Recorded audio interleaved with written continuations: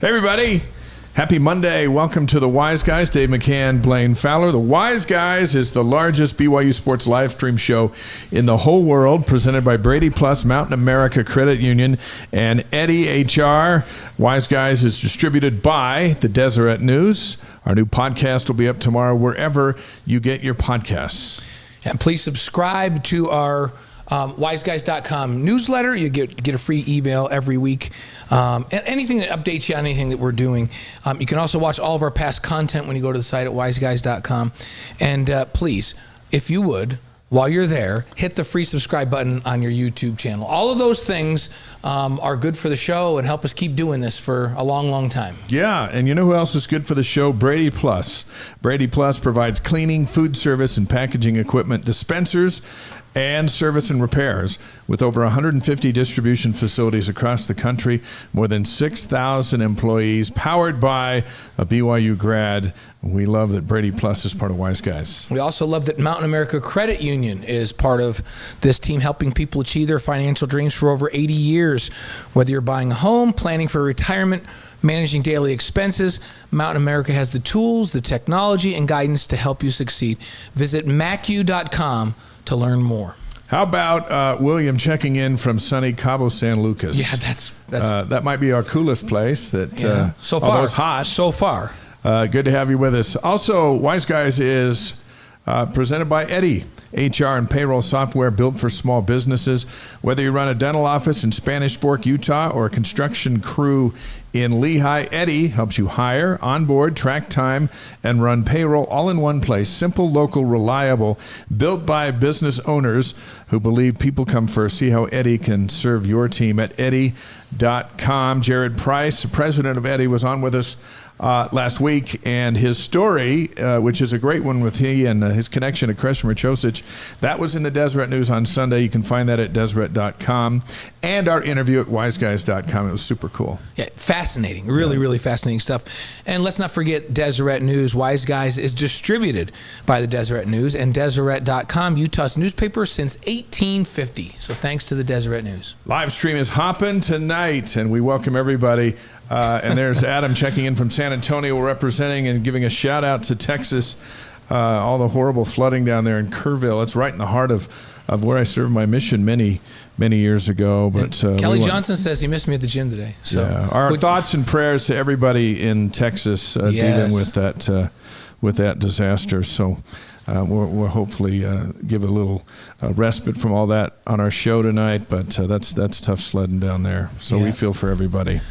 Jim Williamson checking in from North Carolina. South Jordan's in the house. Blanding, Utah, down in nice down and cool down there. Yeah, oh yeah. I like Reed Arnold says that Parker's going to have 5 returns for touchdowns this season. All right, let's do that. That'd be fantastic. That would be great. And I am sorry I missed you at the gym, Kelly, but I've been running crazy today, trying to get some work done and other things. Get ready to get on an airplane tomorrow to head to London, to Wimbledon. That'll be fun. Yeah. When we think of England, we think of Kings, and tonight Parker Kingston is on the show. Right. And we're doing the math. He has more touchdown passes than any actual BYU player on a BYU roster. There's some who are in the mix who threw touchdowns elsewhere. But for BYU touchdowns, Kingston is the clubhouse leader. Touchdown pass leader, so it doesn't take a lot. So we'll hear from Parker, and BYU lands another big recruit just as we came on the air tonight. So we'll update you on that. Yeah. Big 12 Media Days this week in Frisco, Texas. A couple of Cougars pick up preseason honors. We'll talk about that. Also, our Wise Guys top 10 moments of 2024. We've been promoting that on social media. There's a lot of fun ones, and we're going to dive into that. We'll ask you for your picks as well, our top 10 moments from 2024. And Jake at Retzlaff status report. We'll try to give you an update on that. We have an update from the man himself. I know, Dave, you were not visiting with him, but going back and forth with him today just to check in with him. So we'll give you a little update on that. Yeah. AJ DeBonsa and Delaney Gibb take the world on their respective national teams and take on the world. And they both bring home some hardware. We'll talk about that coming up, which will be pretty cool. Yep. And Chef Chad Pritchard, founder of Fat Daddy's Pizza, join us. We'll ask him who eats more, the defense or the offensive line. Yeah, because you'd automatically go, oh, it's the offensive line. But have you seen the defensive line? And you know what? Sometimes those quarterbacks can eat a lot, Yeah, so we're going to get the answer to that one. Wise Guys proud to be a Thrive sponsor for the upcoming E from Hope Charity Golf Tournament. Tuesday, August 5th, Cedar Hills Golf Club here in Utah County. It starts at 8 a.m. when it's nice and cool. Scramble format. There's raffle prizes, lunch, all for a powerful cause, helping children in Uganda attend private school. Yeah, it's great stuff. And Creek Construction is this year's title sponsor. We'd love for you to join us and become a Hope sponsor yourself. That gets you a foursome, a custom banner, your logo on all of the marketing, and it includes a guest spot on our show too. So is that the biggest thing? What do you think, Dave? Is that the biggest thing, the guest spot, or is all the other stuff bigger? No, it's all big. The whole thing's big. Yeah, sign up today at efromhope.org. Gary Heaton will stop by later in tonight's show, and we'll talk a little bit more about E from Hope. Here come the headlines. Big 12 Media Days tomorrow and Wednesday in Frisco, Texas. That's the home of the Dallas Cowboys. So it's the talking season. Soon it'll be the practicing season, and then it'll be the playing season. That's right. And they split it up. So 8 teams address the cameras on Tuesday. BYU's in that first group that comes up on Tuesday with the other 8 on Wednesday. So, and BYU's got a couple of our buddies that are down there. Chase Roberts, LJ Martin, Keanu Tanuvasa, Isaiah Glasker, and Jack Kelly are representing the Cougs down at Big 12 Media Days. It'll be interesting to see what kind of questions they get. One won't be, hey, where are you at? How do you like the media poll this year? Because there isn't one. Where would you rank BYU? We were talking about this morning on BYU Sports Nation, and Spencer and I were holding that one down. Spencer went with 7. I cut around 6. With the quarterback situation the way it is, where would you put BYU? I'd still have them in the top 3. Yeah? Yeah. Because to me, defense, if you've got great defense, you are in every game and have a chance to win every game. And you win a lot of games when you're great on defense because you create short fields for your offense. They have a ton of weapons on offense. There's questions at quarterback. All the quarterback needs to do for BYU this year is manage the offense and does not have to carry this team. With that being said, this was the number 1 defense in the Big 12 last year, and I think they have a chance to be better this year. So I'd pick them in the top 3. Okay. Let's hope you're right. I'd have them up there with Arizona State and with Kansas State is who I'd have them up there with. Michael in from South Carolina on the live stream. Good to have you with us on the show tonight. The questions they'll be the quarterback situation. Team expectations. I'm curious. Last year, BYU's picked 13th, tied for first. Yeah. So the opponents should have different things to say about BYU this time around. Yeah, they'll say, well, they're going to start saying, well, they're big and they're really physical and they beat you up at the line of scrimmage and they're really good on defense. They're all old. And they weren't saying any of that last year. No. Previous to that, all of a sudden the narrative have changed where, well, it's hard for those kids to go on missions and come back. And now that BYU is really good again, it's like, wow, the age and maturity just makes a huge difference. I don't know how we're supposed to compete with that. So, yeah, it's going to be interesting. Without a poll, that's usually the hot button thing. Right. Hey, were you respected or were you disrespected? Are you this or you that?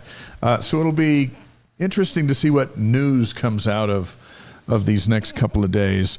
It's news because they're talking about it. And the college football playoff, can they get 2 teams in? That'll be another That's hot another topic. Big story, yeah. Some of the folks, already weighing in on what you said. So Reed Arnold says number 2. Mark Actual says top 3 for sure. Adam Streeter said we didn't set the world on fire in the air last year. The biggest factor was turnover margin. The defense turned over the other teams, and we mostly took care of the ball. William Mitchell says he's also expecting to be number 3. So he's with me in the top 3. So, yeah. Yeah, it's going to be interesting. And now there's a bit of a mystery, right? I mean, Arizona State was picked last. They went and they won the Big 12. Oklahoma State was picked first, or Utah, and they finished at the bottom. And so this year they're like, yeah, we don't need that kind of accountability. Yeah. So a lot of folks will be coming up with their own polls, and we'll see that. And then, of course, the AP Top 25 won't come out for a little over a month. Yeah. And that's kind of where we'll get an idea of what kind of hill they have to climb. Right. And then it's interesting because should we really care until the college football playoff poll comes out? But we do. Yeah, if you're ranked high, then maybe you don't care. But if you're on the outside looking in, you do. And I do think that the initial polls that come before that weight, I think they have some weight. They're evaluating, and I think the College Football Playoff Committee, like if you're number 3 in that poll, the College Football Playoff Committee is not going to make you number 17. They'd look foolish, right? So I do think it has some bearing on how it comes when the college football playoff ranking comes out. So Kelvin says on the stream, maturity is overblown. Just ask my kids and grandkids. That's exactly. Good luck with all that. I don't know if it's Kalani. I think it was Kalani that said, if this mission thing was such a positive force in college football, then Oklahoma and Texas and Ohio State and Florida and Clemson, they'd all be sending their kids out on some type of mission. Yeah. They'd be sending them out if it was a benefit. They're not. So here are the coverage plans for television tomorrow. And someone was asking us if we were going to Texas. No.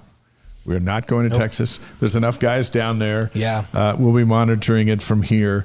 But tomorrow from 9:30 in the morning till 2 p.m. Mountain Time, coverage on ESPN2 and ESPN Plus. Then Wednesday from 9:30 to 1 and then on ESPNU, and then from 1 to 2 on ESPN2 and ESPN Plus. It'll be kind of their wrap-up show.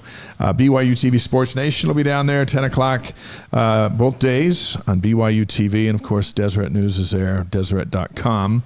So there should be plenty of coverage, and everyone will be looking for something. Yeah.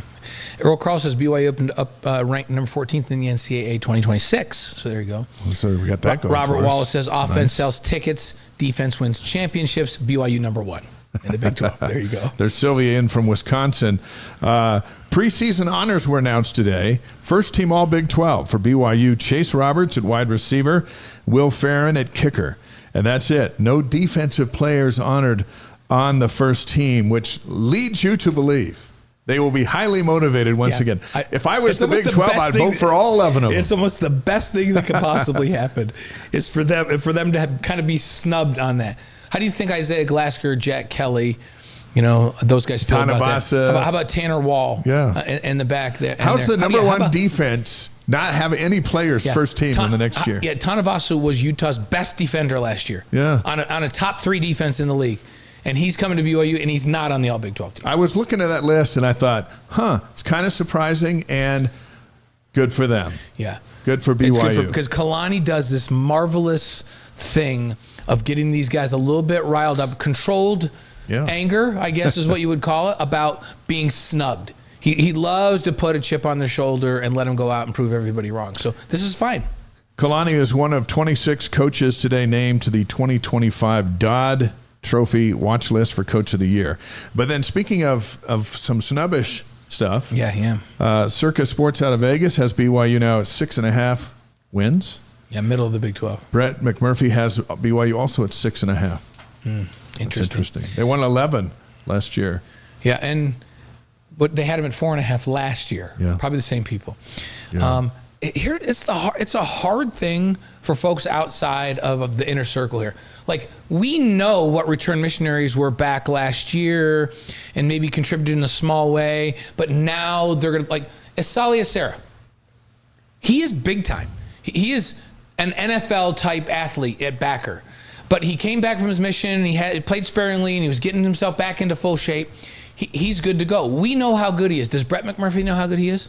I don't think so. No, I don't think so either. I don't think so. And we can name a bunch of guys on that offensive line that came back from missions and redshirted or gray shirted and built their bodies back up. Because when you go watch that offensive line right now at practice, you just stand back and go, whoa. They remind me, how many years ago did BYU play Oklahoma? That was Belo's old team that went into the Dallas Cowboys Stadium and played Oklahoma. Yeah. I remember I was on the field for that game, and I was standing by the tunnel where Oklahoma walked out. Well, Max was the quarterback, so it's a while back. It's a while back. Yeah. When Oklahoma walked out, and they come out in position groups to start their warm-ups, the Oklahoma offensive line walked out, and I just stood back and I went, whoa. That's what an NCAA Division I top 20 offensive line is supposed to look like, right? Mm-hmm. And I didn't feel like we really quite looked like that. When I go to practice right now, and I look at BYU's offensive line, I go, wow. That they remind me of what Oklahoma and Texas and Ohio State look like. But do you know what? Do you think these people that are doing preseason polls have any idea who those kids are on that offensive line? When they were big-time recruits, but then they went off on missions for 2 years, and then they came back and they gray-shirted or they red-shirted, and now here they are 3 or 4 years later, and they're finally going to play. Nobody even knows who they are. But we know who they are. That's why I say 6.5 is nonsense. Just a couple minutes ago, another big recruit signed or committed, and we'll talk about that in just a second. Things are hopping. It's every day. It's like, how is this July? Did you see what Sylvia just said? This is a special message for you that Sylvia just said. Texted her. that the Cubs hit 8 home runs in one game against the Cardinals. Fantastic. Loved every one of those. Loved every one of those. Everybody knows Dave's a huge Cubs fan. So, Sylvia, thanks for that. That brightens Dave's day to even remind him. He knows, but that reminds him. Athlon Sports came out with their preseason All-America team. Will Ferrin, All-American kicker. Parker Kingston, All-American punt returner. Didn't make Big 12 first team, but he makes Athlon's preseason All-America squad. There you go. So, Parker will join us in just a little bit. And now Athlon's first team All-Big 12 has Chase Roberts on it, Isaiah Glasker on it, and Will Ferrin on it. So now a little more respect, Isaiah. How's he not on the other one you talked about? And then Chase Roberts. Chase Roberts he's going to be phenomenal this year. Just keep that guy healthy and throw him the ball. Yeah, he'll represent well over there in Texas. Big 12 2026 recruiting rankings per 24/7 Sports, and our friend Jeff Hansen, who I got a little information from today, and he's going to join us again before the season starts. But before today's commitments, and there've been 2 today, 24/7 has Texas Tech number 1, and they've been landing guys with they've been big spenders. BYU at number 2, number 27 nationally. That's the highest in program history. Utah's at 46. But in the Big 12, they have Kansas 3, TCU 4, and Arizona State 5. Yeah, that's big time. Yeah.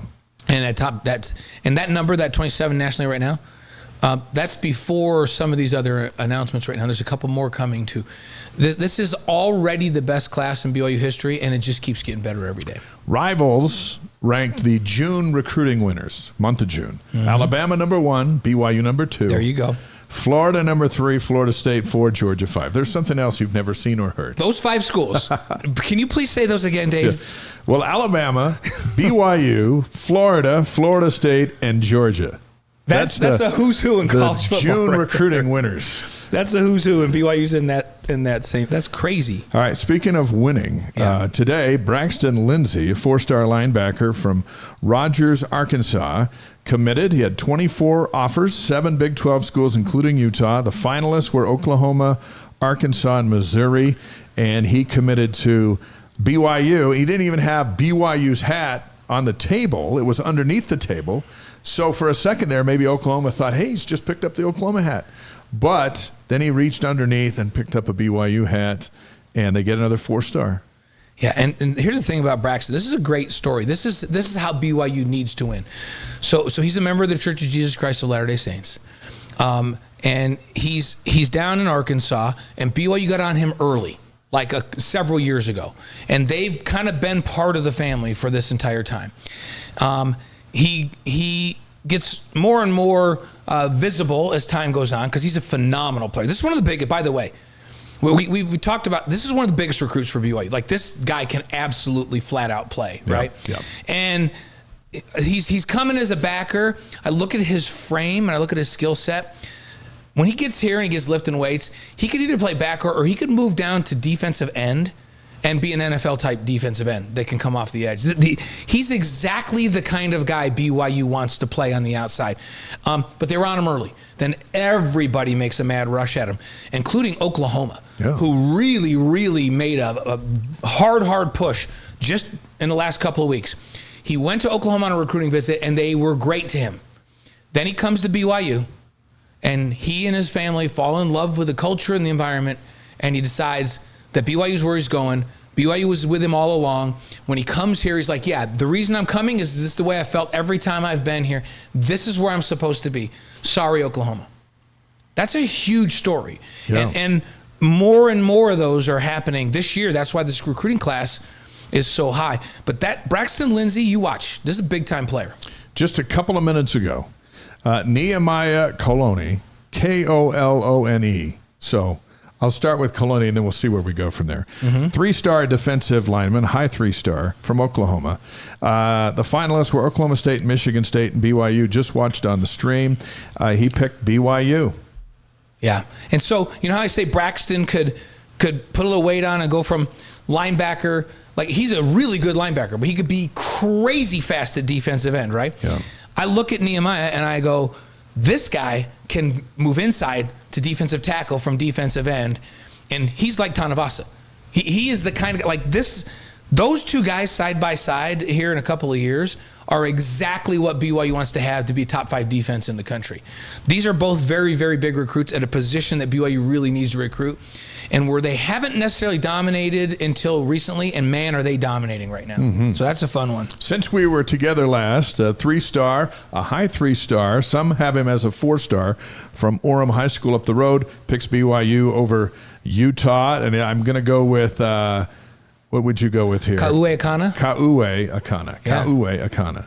Another big get that a lot of guys wanted. Yeah, and he is super athletic, and he's got length and size, and another defender, of course, can play safety, maybe move down to backer. Like they're loading up. They are loading up right now. So here's what Jeff Hansen told me this afternoon of 24/7 Sports and a friend of the show. And then when he was done, I said, "Hey, can we share that on the show? We'll attribute it to you." And he goes, "Absolutely," because this is what he does. He says Jackson Gates, Adam Bywater, and Jax Tanner, all three are all high 3-stars, are going to announce this week. He thinks BYU will get at least Gates and Bywater. The Gates get would be enormous, and maybe if not the best.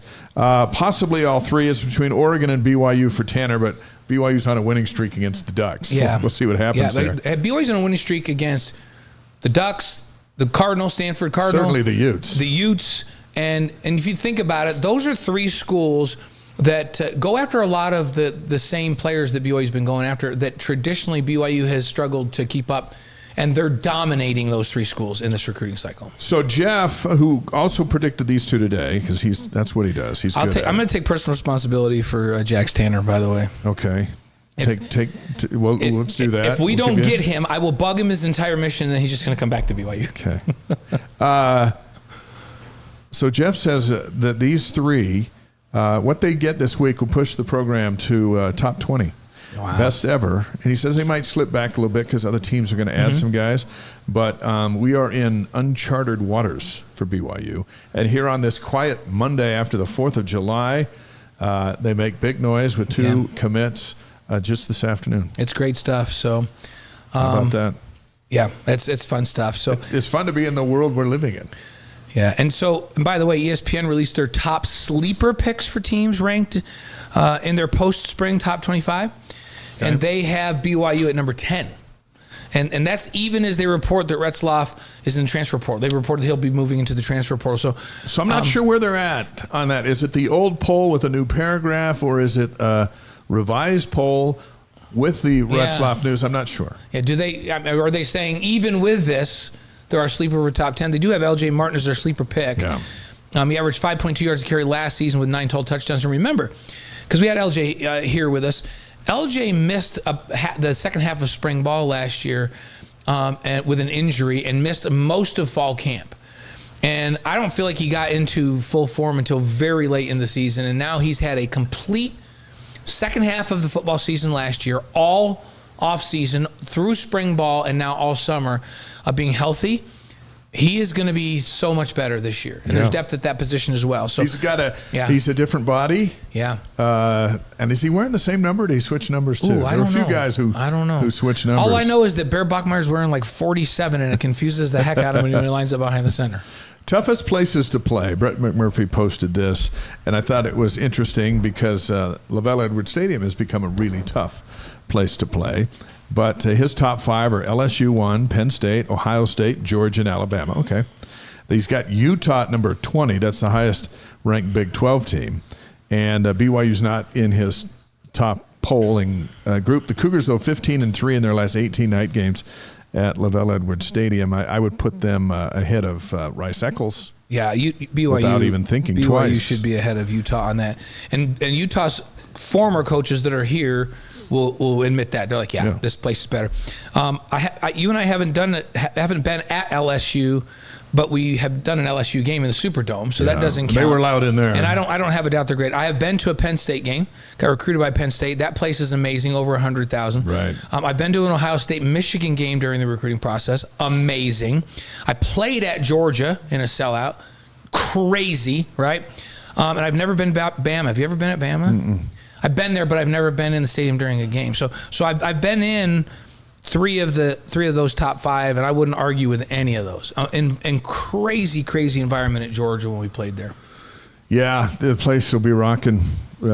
I was at the end of Stadium of Fire the other night watching everyone leave thinking, hey, the next time they're all back is it's opening night. Yeah.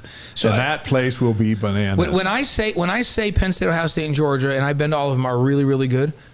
BYU, like, it's not, hey, a big step down. BYU, the difference between those places and BYU is 100,000 people versus 65,000. Yeah. But if we were to generate some type of an index that's noise per attendee, BYU's got to be number one in the country. It is really loud, and the stadium's configured, and there's nobody like BYU at night at home. No. And Kansas State found that out. Yeah, they sure did. It was quite a. Oklahoma State found that out late. Yeah. Somehow Kansas squeaked one out, but we'll talk about that later. Key dates now that we're in July. Big 12 Media Days, as mentioned, tomorrow and Wednesday in Frisco, Texas. And then 9 days from now, the first NFL teams report to training camp. Football starts this month. Tuesday, July 29th, BYU starts the players report for fall camp. That's right. So, yeah, the players report this month. That's hard to believe. And then AFR season premieres on that same day. Reporting day is also reporting day for you and I. Yeah, that's right. It's going to be a long season. To Studio B, where we will do after further review. That's so fun. And David Nixon, who'll join us in a couple of weeks, he'll be gearing up for another season of AFR. And then on Thursday, July 31st, in this very month, the Chargers and Lions play on NBC in the NFL Hall of Fame game. And then football is on our TV at least once a week through the Super Bowl. It's the best time of year. Fall is the best time of year, right? Yeah. Because even and I know you love Major League Baseball, but is it really great until you get into September and October? No, and I love the Cubs. When I don't really races are on love the line, yeah. Major League Baseball because it's so long and drawn out. And I can kind of check in. I watched the Padres the other night, but to me, it really gets going when you get into the end of the pennant races, and then all of a sudden, the playoffs are there. Then I'm really, really interested. So that also is in the fall, right? So you got college football going, you got that going, and then college basketball, they start to report to camp, and we get to watch that. Yeah, is there a better time of year than fall? No, and Halloween. Don't forget Halloween. Yeah, you can never forget Halloween. Throw that in there. Never forget that. So next month, just to give you an idea of where we're at, Iowa State and Kansas State open the season August 23rd. In Ireland. That's the Big 12 opener as well. Portland State, BYU, Saturday, August 30th. Game day starts at 4 Mountain on BYU TV and ESPN+. They'll kick at 6 on ESPN+. The post game on BYU TV and will be underway. Yeah, let's talk about Jake Retzlaff for a moment. The special transfer portal opened today, but we're going to talk about that for a moment because that's not really. At first, I thought, okay, that's the window, but that's not really the thing here. But in texting back and forth, says he's getting close to making a decision about where he's going, and he said he's got some good options. So we'll keep you posted on that. I thought maybe we'd hear something today, but the day's not over yet. But I think it's coming. Feels like it'll be sooner than later. But he said he's close to making that. A special one-time transfer portal opened today for athletes placed on the school's designated student athlete list. And that's going to remain open until August 5th. And initially we thought, okay, well, that's the portal. That's where he would go, right? But as Jay Drew reports today in the Deseret News, it doesn't really apply to Jake. He's not losing his spot on the roster due to the roster reductions. He's still on the roster and will be on the roster if he decides not to transfer. But this new window was for, hey, I had to cut down to 105 and I got 10 kids that are being left out. And so then they've opened a portal to say, let's help those 10 kids find somewhere else to go. Right. Instead of just out in the cold. So that's at least the explanation of the portal. So Jake can get a waiver and he can walk on. That's how he can get to a new team. We're told BYU's being helpful in that process, as we would expect. That's what Kalani does. And we're hearing, we've heard Notre Dame, we've heard Northwestern, we've heard there's some top 25 multiple top 25 spots where he's going to be right? that aren't excited about where their quarterback is, and then all of a sudden there's an 11-2 guy on the market. Yeah. Maybe we should look into that. In a power conference, right? In a power conference. And if you're a Power 4 team that lost, think about what happens these days. You could be a top 25 team, and let's say you're in the Big 10, and you're Notre Dame, and your quarterback goes out early if he's really, really good, or if he's almost good enough to go out early, and somebody in the SEC decides they're going to pay him a lot more, he may transfer out. It's crazy what happens. So believe it or not, there's some big-time schools out there that have a quarterback competition and maybe weren't thrilled with what they had coming out of spring ball. Another thing that I didn't realize that Jay reported on is that Jake still has a class to take to get his degree, even though he walked in the springtime, which sometimes they do if they just have one class left that they can take. So, as he moves on to a new place, they'll just have to figure out how that's going to work. It's easier to just hop over with your degree. Yeah, but there's a class out there. Easy. It's like a cavity, he's got to get fixed, got to get that squared away. So we'll keep you posted on all that's going on. And there. by the way, Dave, Sylvia says she disagrees, mainly with you that said baseball's boring right now. Yeah, well, that's because the Cubs are in first. I get it. She says she loves baseball for the catches and plays. I get it. And she's excited the Cubs are in first place. So on a night when the Cubs aren't playing like tonight, it's like out of sight, out of mind. That's right. So Parker Kingston's going to join us in just a few minutes, and we'll get his take on where the Cougars are at just now a few weeks from reporting to camp, and we want to get inside his head on that 140-yard punt return. Hey, and Paul Lacey asked a good question here just a minute ago that I want to bring back. He asked about would it be better if you're replacing the quarterback this fall to just go with the number one right into fall camp so that person can get all the reps and get ready to go. The problem with that, Paul, is would it be better to have and that would be the case if it was Jake, but Jake wouldn't get all the reps. He'd get about 65%, and then the backup would get the most, and then the third would get a little bit, because you always have to have a backup prepared to go, right? Yeah. But here's the problem with that. You don't know who it is. You can't win a starting job in summer. Like if they would have known during spring ball then those guys could have battled it out in spring ball. You can't go win a starting job in player run practices. So they have to have some time. Yeah. I do think that they want to make a decision as quickly as they can. Let's say a week to 10 days.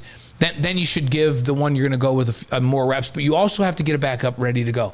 And that's how it's got to go. So would it be great? Yeah, it would be great. It's not possible in the current situation, so they're going to have an open, basically an open tryout for the first 7 to 10 days. It's going to be very interesting. Suddenly, fall camp got super interesting. Yeah, it really did. Tonight, we're going to celebrate our first show in July with a look at the top 10 moments from last season. Not necessarily the top 10 plays, the top 10 moments. We'd like your input as well. So here is our viewer participation. So we're going to go 10 down to 1. And as we do that, we want as many of you as as long as you're not driving and all that stuff, to jump on here and tell us if we're off the mark or if we're spot on. And then when we get to 1, we have some bonus moments. Then we'll go from there and just see what happens. Yeah, let's do this. All right. So here are the top 10 moments from last season. So we'll start with 10 then. Yeah. Okay. This is going to come on October 26th, and it's down in Orlando. UCF. Yeah. Chase Roberts, 62-yard touchdown reception with 27 seconds left in the second quarter. The touchdown gave BYU 24-10 lead, and it felt like that touchdown changed the trajectory of the game, and the Cougars went on to win 37-24. Biggest play in that game and really, really changed the trajectory. So we're going to go number 10, the Chase Roberts 62-yard touchdown. And it was like an out where he caught it and they turned around and ran 50 yards. Yeah. And that's where we saw his speed go, and it went. And so that's number 10, our top 10 moment. Ann is in on the stream from Boston tonight, and we hope you got your tickets to go see the Cougs play UConn at their home of the Celtics in basketball. Somebody asked if you and I are going to be at East Carolina this year for that game. We're not. No. We'll be in studio. We'll be back in Studio B where we live during the fall when the team's on the road. Spencer will be back there on the sideline, and we'll be hosting from back in the studio. All right, here's number 9. We're going to go November 30th against Houston. I think what could have happened against Houston, the lowly Red Cougars. And remember, we were watching the Kansas State game as well, because we needed something bad to happen to Iowa State, right? Yeah. And BYU had to have something good happen against Houston, and Houston starts like gangbusters, and then this play happens. Yeah, so Talon Alfrey, he returns an onside kick, 58 yards for a touchdown with 1:40 left in the first quarter. So that touchdown ties the game at 7, and then BYU, it's like BYU was almost in a little bit of a funk to start that game. He does that, and then they easily win 30-18. And you know my favorite part about that play is? he redeemed himself because you remember in the Kansas game? I think so. Where he got hit by he did everything he could do to get out of the way on an onside kick, and it hit him in the leg, and it ended up in a turnover. Yeah. And or Baylor, one of those two. I can't remember if it was Baylor. Somebody can remember this for us, but that was going through his head every game after that game, that if this ever happens again, I will make the play.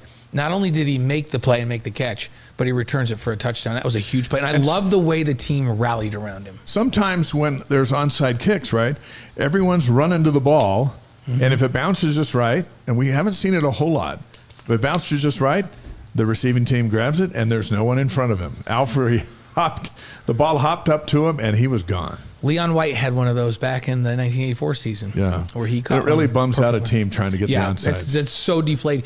We're going to surprise them. We're going to onside it in the first quarter, and they're going to take it 58 to the house. Yeah, that's not wasn't good. in the plan. Number 8, December 28th against Colorado in the Alamo Bowl. The 8th best moment of the season. And this was a two-parter, right? It was two really cool moments in the same play. Yeah. Let's start with Isaiah Glasker intercepting that Shedeur Sanders pass with 9:40 to go in the fourth quarter. Phenomenal catch. Yeah, and then he does the Dion high step. Remember that? Right in front of Dion. Yeah, right in front of Dion in the Colorado bench. And the Cougs rout the Buffs 36-14. That was so timely to do that dance in front of Dion. Yep. And we interviewed him after the game on game day, and he said he didn't know what else to do, so he did the Dion dance. So he did that. But that looked like he practiced that. It was good. It was good. So that's number 8. Number 8. How about number 7? September 21st versus number 13, Kansas State. So Jack Kelly knocks the ball away from Kansas State running back DJ Giddens. Tommy Prassis picks it up and runs 30 yards for a touchdown. The 13th ranked Jayhawks, or Wildcats rather, saw their lead slip away with 1:17 to go in the second quarter. So BYU goes up 10-6 on this fumble return. And it was kind of like it happened away from us because we were on our BYU TV platform. And there was like, hey, there's something. They're chasing something now. And then Prassis just shows up heading downfield right in front of the rock. And then they just all celebrated together. And fumble returns are fun. Yeah, and it was such a big play because it was the start of what I would call the wheels falling off for Kansas State. And remember, it was a bevy of plays back to back to back to back to end that quarter and start the second half where Kansas State was is out of it. Yeah. Then they were flat from that point forward. That was kind of the start of the craziness.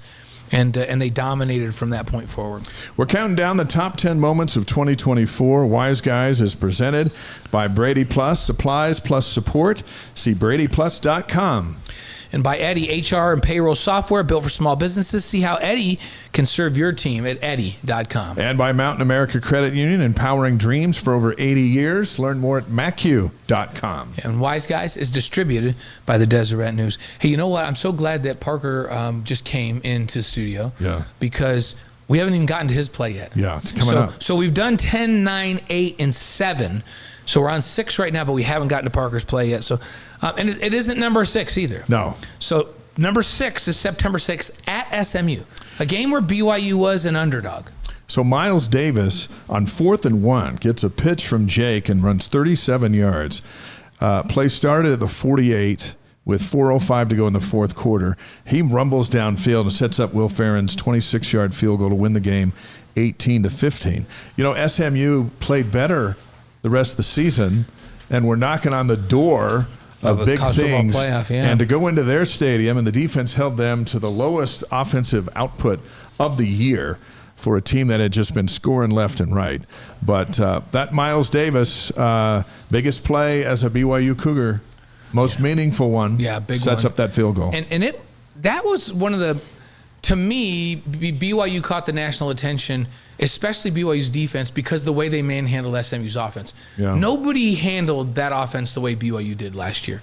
And so that BYU started to move up the polls after that. So let's go to number 5. Now, Parker's here in the house, so now we can talk about number 5. It's December 28th against Colorado. Of course, it's in San Antonio at the Alamo Bowl. Parker takes a 64-yard punt return for a touchdown in the Alamo Bowl second quarter, 5:32 at Mark in the second quarter. Take a 17-0 lead. Did that not feel like it just completely broke Colorado at that point? Yeah, pretty much did. Yeah. And as we were watching it in our studio, we thought, okay, this night's going to go BYU's way. And if you were thinking, oh, wait a minute, that's not the Parker Kingston play I was thinking about, that's okay, because you can have 2 plays in the top 5. And that's just his first play. It's like Parker Kingston night. Yeah, it is Parker Kingston Here's night. number 4, November 9th up in Salt Lake City. Keelan Marion's 96-yard kickoff return against the Utes with 13:09 left in the second quarter gives BYU a 10-7 lead. An honorable mention to that one was his 100-yard kickoff return at Wyoming to open the second half and lead BYU to a 34-14 win in Laramie on September 14th. So we snuck in that extra one for Marion. Yeah, maybe they're 4A and 4B. 4A, 4B. Because they're both Keelan Marion. Yeah. So, all right, number 3. Now we're going to get back to Parker again. September 21st against Kansas State. Parker returns the punt. We're going to say it was 140 yards. Because we measured it all the way across the field and all the way up the other sideline. And we looked at it at every angle on AFR, and we did come out. It was about 140. Officially, it was a 90-yard touchdown, but on AFR, we measured it out at 140 yards. It's a lot of 11:09 remaining in the third quarter. It gives BYU a 31-6 lead. The Cougs scored 28 points over an 8-minute stretch to win 38-9, and Llewellyn Stadium went nuts in this one. That was huge. And remember, we'll talk to Parker about this a little bit, but didn't catch it clean, went back and picked it up on the retreat, turned the corner. Oh, yeah, we're going to get in his head. And then it was just magic. So he had to be thinking about a bunch of different things. Now he's had time to really think about it. As our colleague Austin Colley would say, magic happened. Magic happened. Let's see, who is this on the stream? Parker snatched glory from the clutches of disaster. Adam on that one. Absolutely. All right, Wise Guys rolling out our top 10 moments from 2024 live on YouTube, Facebook, Twitch, and wiseguys.com. Number 2, October 18th against Oklahoma State. Darius Lassiter's 35-yard touchdown reception with 10 seconds left in the fourth quarter beat Oklahoma State 35-28. The stadium went into a frenzy. BYU goes to 7-0. Our honorable mention B play on that one was Jake's 27-yard run moments earlier to get the ball to the 35, and then they strike, and the place just goes bananas. Yeah, bananas. It was nuts. That's a game that I know on the defensive side of the ball, they're like, we want to play that one again. They didn't feel like they played the way they could have, and it shouldn't have been close, but Darius makes a heroic play. Number 1. We got to have November 9th at Utah, right? Sure. And we got to have Will Ferrin's 44-yard field goal with 3 seconds left to stun the Utes, 22-21, keep the Cougs undefeated at 9-0. Honorable mention, the holding call against Utah. Sure. Right? That got in there. On 4th and 10 at the 9-yard line with 1:29 left. Here's the thing. If you don't want that penalty called, don't grab a guy's jersey. Yeah. And an honorable mention in that game as well, Chase Roberts' fingertip catch for 30 yards to BYU 49 with 1:22 left, right? That was big time. So there's some big plays in that last drive, including the call, but it was the right call. Yeah. And the league actually reviewed it and said it was the right call. Right. By the way. And we had Will in here. You know what's so fun? We had Will and Sam, who's a punter but also is the holder, and their spouses here with us. And we asked each of them to describe that play. And the most nervous was Sam Vanderhaar's wife on that play. Not Sam's wife. The second most nervous was Will's wife. The third most nervous was Sam. And remember, Sam's wife was like, yeah, he's the holder. Nobody even knows who he is. This was when he might have a big moment. If he drops the thing, then everybody's going to know that he's the holder and not just the punter. And she was so nervous. And Sam was nervous. Will's wife was nervous. The only guy not nervous was Will. And man, was that a kick. 44 yards, beats the Utes 22-21. That's our number 1 play of the year. But we also have some bonus plays, and we're going to bring in Parker. And let's let Parker decide if they deserve bonus play. If these bonus plays, Parker, if we're going to ask you, and you put your headset on there, we're going to talk to Parker and see if he believes that maybe they should have made the top 10. All right. Now, he only came in time to hear the top 6. Yeah. So. Yeah. We'll get to your official introduction in a second. Let's just jump in. Okay. Bonus plays for our top moments of the season. The fake field goal at UCF, first quarter, 4th and 5. Sam Vanderhaar pitches the ball between his legs over to Will Ferrin. He runs for 8 yards, gets a first down. Drive ends with a field goal. Have you ever seen anything more miraculous? No, it was awesome. I wish Will would have hit like a first down celly or something after he got it, but that was a great play. Now, if that one would have resulted in a touch, it might have made the top. That might have made the top 5 if it was a touchdown. But because it didn't, say, how about this is you, Parker, that 33-yard touchdown pass to L.J. Martin, 6:30 left in the second quarter against Arizona. Cougs take a 14-7 lead, never trail again. Win going away 41-19. Should that have been in the top 10? I mean, it was a good play, but I think the other 10 plays on there were definitely more memorable. Okay. Here's another bonus play, a bonus moment. JoJo Phillips, 57-yard touchdown catch against Southern Illinois in the first quarter. We anticipate a big season for JoJo, right? Yeah. No, he's gonna have a good year. He's gonna have a big year. And then this is a football moment that maybe transcends and goes over. And we're going to ask you if you actually saw this happen. But if you knew that this happened.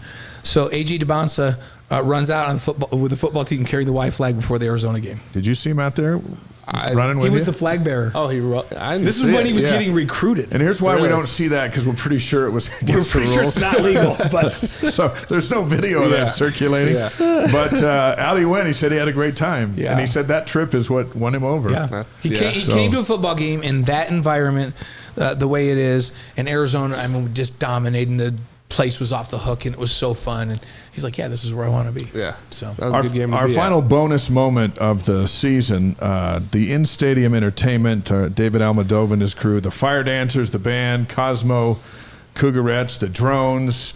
It's awesome. Describe it. What's it like? It's a feeling like any other, especially when we're winning.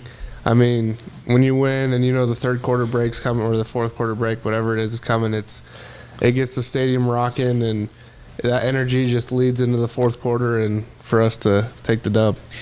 I don't know, was it last year or the year before? I think it was the year before. So you were around the year before. Oh, yeah. When one of the teams decided they're going to do their huddle between third and fourth out kind of close to the fire dancers, and there was a little bit of an altercation out there. Like the fire dancers backed down the other team. And we got thinking as those guys had come off, I don't know if you've been next to those guys. Would you mess with those guys? No. I mean, they're throwing fire with their hands. Like, I'm not going. They look like you could throw a car. Yeah. They just happen to be throwing fire. I don't know what are these guys like. Don't get in those guys. Like, don't poke the bear. You're gonna get knocked out, dude. And like they were. Some of their players were, and I can't remember which team it was, and I thought that's just not the next smart. game, though, they had ushers out there to make sure they kept them separated. So Eric's on the stream from Singapore, Trayson from Charlottesville, Virginia. Good to have the whole world here. There's Howard from Alaska, from Anchorage, and Cougar fans from all over. Checking in here from our first guest, preseason All-American punt returner, significant part of BYU's receivers room. He also has more touchdown passes than anyone currently in the locker room that's a BYU Cougar, so you got that going for you. Wow. Our pleasure to welcome the biggest BYU name to come out of Roy High School since Jim McMahon, Parker Kingston, to the Wise Guys. It's been a long time coming. We're glad you're here. Yeah, thanks for having me. I'm excited. How's the off season? It's been good. It's been really good. It's been a grind. I mean, we're working out. This is the hardest that we've gone for sure. Yeah. Since the new strength staff has been here. So we're getting ready. We're getting excited. I mean, fall camp is less than 3 weeks away, so it's here, and I'm ready to go. Is it too busy now since you dogged us on golf 2 weeks ago that you're going to be able to play with us before camp? Yeah, let's go. Okay. I'm ready. Yeah. I've got to go out of town to Wimbledon tomorrow, but then when I'm back, we got to go. We heard you can bomb it, so we heard. Yeah, let's do it. Yeah, guys were bragging about you. Tanner and Chase were bragging about you. So Big 12 Media Days tomorrow. Yeah. And the Cougs will be there. Last year, the team was picked 13th, finished tied for first. And one question we were talking about earlier in the show is, what kind of questions do you think the colleagues that you're sending down there, but BYU as a whole will get this year as opposed to last year when it was like, hey, we're not even going to talk to you guys? Yeah. Yeah, I know. I bet it's all about like how you guys got picked 13th and ended at first. What are you guys doing different this year? How are you guys going to be as good as you were last year if you don't have your quarterback, obviously? And all that, all the media news is all Jake right now. Sure. I'm sure they're going to get a lot of questions about that. But yeah, I think, I don't know what's going to happen, but it'll be good. It'll be good for them down there. Yeah. Well, while all that has been going on, because that's in the media and all that, but you guys just kind of put your heads down and keep preparing. What's it been like? Has it been a big distraction, or have you guys been able to focus and get things done? Yeah, no, we've definitely been able to focus, get things done, just go on like nothing's really going on, because, we can't. It's season's here in 3 weeks. We can't really dwell on what's going on, so we just got to get the next man up and start firing on all cylinders. This appears to be a team that's built to win no matter who the quarterback is when you talk about all the other positions. But it is a big position, and so you got McKay Hillstead and Trayson Bourget and the newcomer Bear Bachmeyer. What can you tell us about these guys? Yeah, they all can sling it. Trayson's my roommate right now, so we've been going over a bunch of film, going over coverages, just making him more comfortable with how Chase and I play and stuff like that. And McKay is also a really good player. He played a lot of good games up at Utah State. So both of them, I feel very confident in both of them, whoever it is, when the season comes. That, all we need is a quarterback, and if we can get the playmakers the ball, we're going to win games, and it doesn't matter who's back there. Yeah, we talk about that a lot, and on a team like this, because you got so many playmakers at wide receiver. We talked about JoJo tonight, and you out there in the slot, and Chase, and this is a really, really good group of wide receivers. And there's running backs that can catch the ball out of the backfield. 2 tight ends been shored up. Really, does the quarterback just need to not make a bunch of mistakes, right? Yeah, it's just we just need to take care of the ball, and I think we'll be better than we were last year for sure. Without putting you on the spot, we'll put you on the spot a little bit. Camp is the 29th. As a player, we're not going to say who you think should be the quarterback, but at what point in the month of August do you want to know who your guy is? Hopefully after the first week of fall camp, honestly. Just to have the just have the surety of who's at the number one position. We can get those reps instead of splitting reps between everybody. I think to have it, obviously no one will know. We probably won't even know till first game or something like that. So I don't know what's going to happen, but 1 week into the season, the fall camp would be really nice to know who it is. Yeah, it certainly cranks up the intensity. Yeah. I was telling me 7 to 10 days they got to make a decision. Yeah. So BYU receiver and punt returner Parker Kingston's on the Wise Guys with us tonight, presented by Brady Plus Eddie. Mountain America Credit Union. Wise Guys is distributed by the Deseret News. So everybody knows, the fans are familiar with you, obviously. They're really familiar with Chase. They're familiar with JoJo. Is the receiver in the receiver room right now, you think that Cougar Nation, when you get to midseason, we're going to be going, this guy was, this guy's really balling out. Somebody that maybe they're not as familiar with? I'd say Cody Hagan. He got he got pretty good snaps last year, but he got injured, so he wasn't able to play the last quarter of the season or whatever it was, but he'll play a big role this year. Tiger Bachmeyer for sure will play a big role, and the guy who's actually came on a lot is Reggie from Weber State. He's going to be a good player for us, a really good player. And is Tiger going to play in the slot, or will he play outside, or can he play both? I think he can play both. We all play all the positions. Kind of play everything. Yeah, right? We don't really learn one single spot, because wherever we end up, we just go. What's Reggie built like? Is he like a smaller, quick guy? Is he a big guy like JoJo? He's a taller, lankier guy. He's fast, so he'll probably be on the outside taking the top off. So yeah, very good, very good. This is a deep room. Yeah. Man. Reed on the stream wants to know why you're not running track.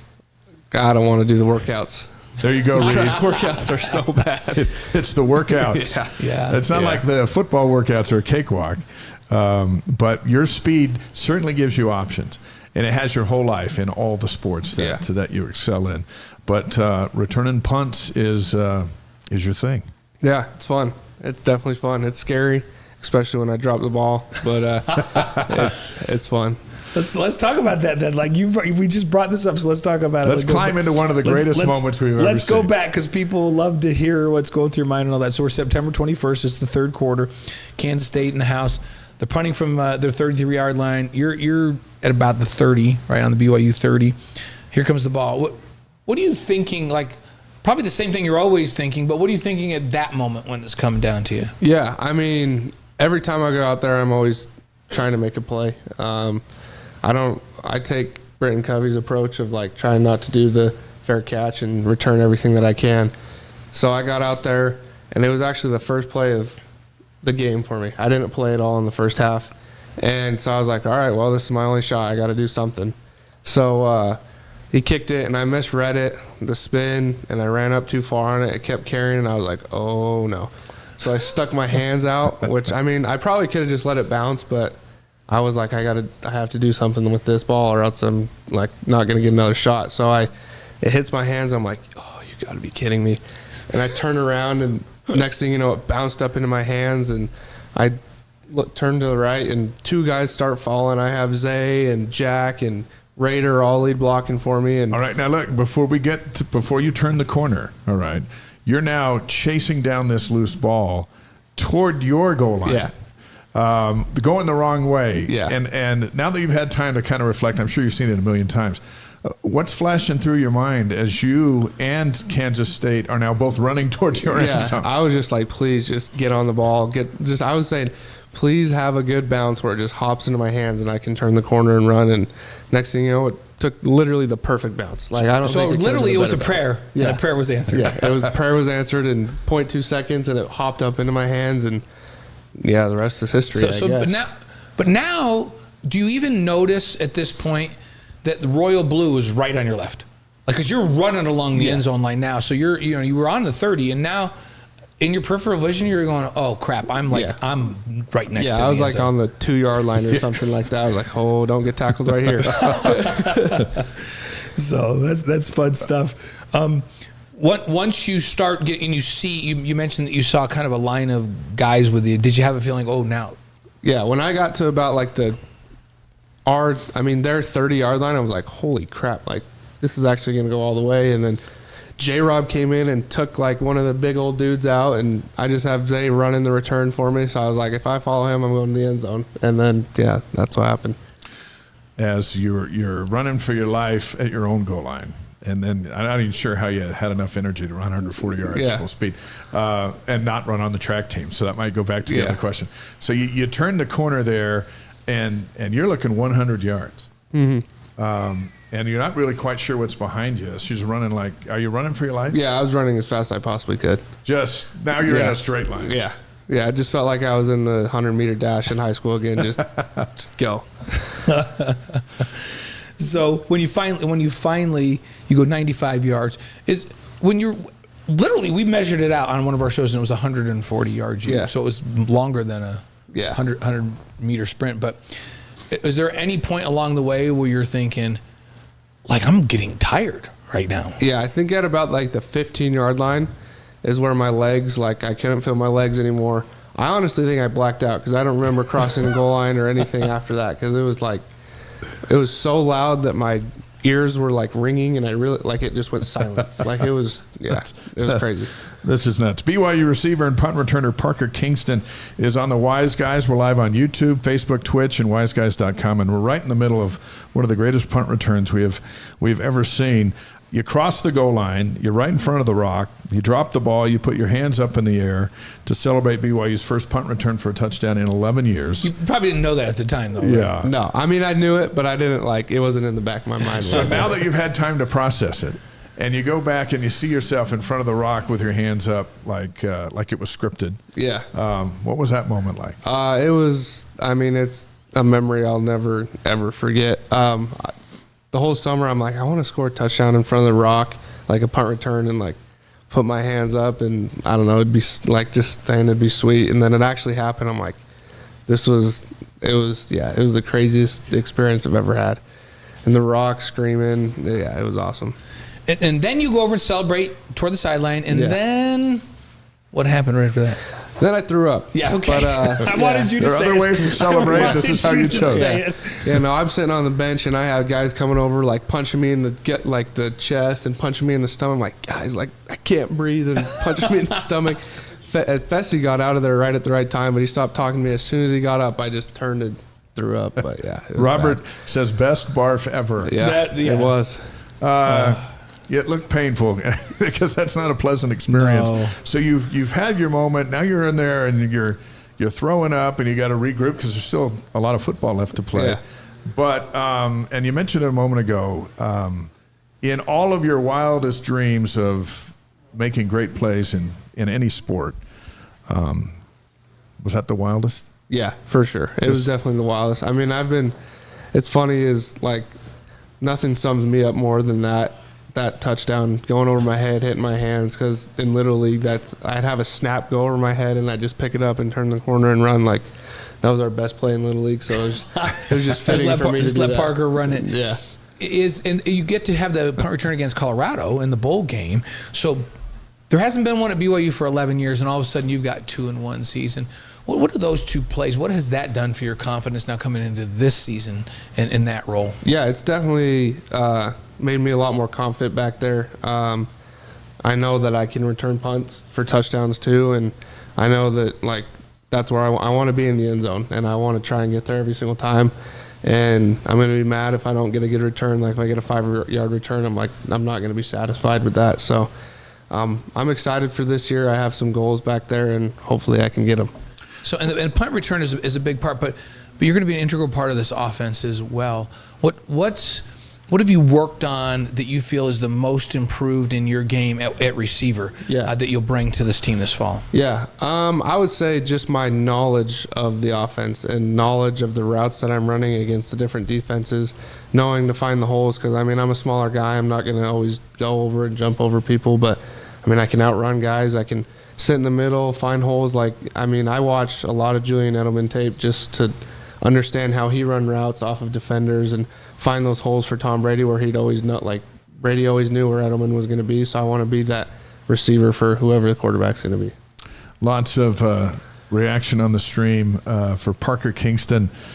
When you one last punt question, how much time do you have to decide if you're going to return it or if you're going to let it bounce or call for a fair catch? What are you looking? You're looking at the ball, and what else are you looking at? So I got a lot of lessons from Covey and stuff before, and he always, right before the punt, he'd always look down and see which gunner got a better release. So he knew that, like, if the right gunner got a better release, he knew he was going to have more pressure on that right side.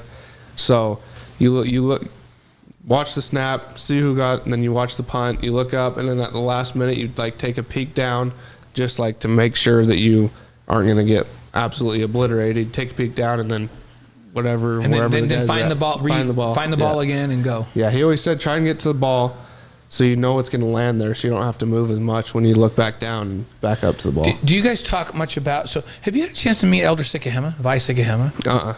So he was a punt returner here. Yeah. Played in Pro Bowl at that position, right? Yeah. So he's a great player, one of the greatest of all time here and in the NFL.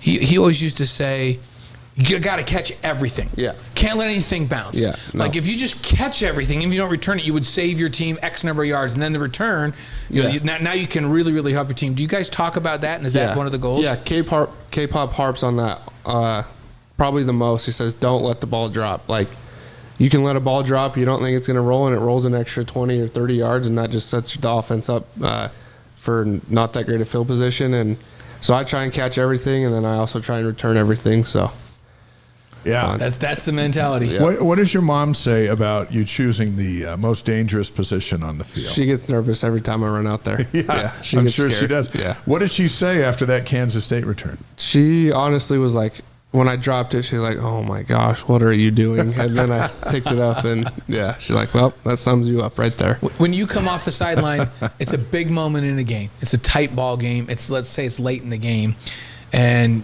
the offense has a chance to come back and maybe make some plays, or you can make a play. Do you get nervous before you run out there? What's that like? Do you get butterflies at all? Or No, honestly, going on a game-winning drive is probably one of the funnest moments in football. You're down 3 or 4 and you need a touchdown to win, and the offense just marches down and scores, makes a bunch of plays. Like, that's what everybody lives for. It's so fun. Now, you've thrown a touchdown pass, 3 of them. You've caught touchdown passes, and you've returned punts for touchdowns. Which is the best? Receiving. Really? Yeah. Receiving touchdowns. How come? Receiving touchdowns. I don't know. It's just I play receiver.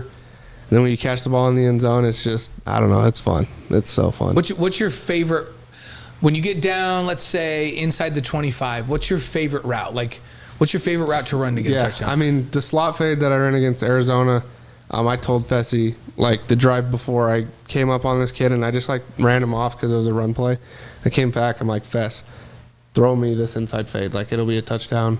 Next thing you know, he's like, go in, we're throwing the inside fade, and I scored. I'm like, told you. Like, it's there you go. It's fun. I don't know. I'd probably say, like, in the slot fade, you just need to be able to just run by people. Yeah, right? Just set them up and then run by and let the quarterback put the ball in the right place. Or I'll run my favorite route to run is a choke route. It's like a 15-yard choice route where I can go out, I can sit, or I can, like, wrap in. But, yeah. So you come off the ball and you have a pre-snap idea of whether they're going to play a man or zone. Yeah. And if they play zone, you see them drop, then you just find the hole and Find turn. the hole, yeah. And then when they say choice route, if they're playing man, how do you determine on whether you go in or you go out? Well, we can't really break, like, an actual in route. It's like 2 steps and, like, you're sitting in that hole.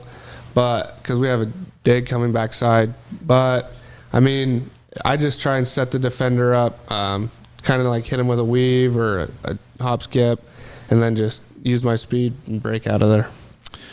All right, before we do 5 questions, and we'll get you out the door, and we sure Wait, I have to ask you one other thing. Parker. Who's the fastest off the ball of our wide receiver? Who can get up the field 5 yards the fastest on this team? Me. I thought so. Yeah. I thought so. No, like you didn't even hesitate, Dave. Remember last year we had Keelan in here, and we asked Keelan if yeah. their last piece of pizza was at the 50-yard line. Yeah. And I think it was you, him, and maybe JoJo Phillips. Well, and he said Evan too. Oh, yeah. Who would get the last piece? And he said him, huh? Yeah, he did. Yeah, of course he did. Yeah. But that's not true, right? I expect you would say you. Yeah. Yeah. Evan's fast too, right?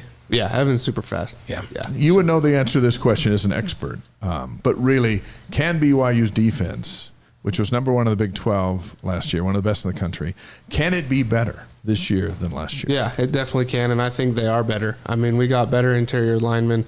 We got solid guys on the ends, solid guys in the secondary, and, I mean, our linebacking core is, I mean, it's ridiculous. So I think they're solid. I'm excited to watch them play. A couple of big recruits committed to BYU in the last hour and a half. It just seems to be rolling. Yeah. Doesn't it? Yeah. I mean, I think everyone wants to be a part of what's going on down here in Provo, and I mean, you'd be silly if you didn't want to be a part of it. That's awesome. All right, 5 questions for Parker, presented by Strategy Square. Let Chantal fire up your company's social media presence. Get more information at strategysquare.co. Here's where we really get to know you. Yeah. And you don't even think, you just answer it. Okay. Okay. Your favorite sports movie? Moneyball or Sandlot?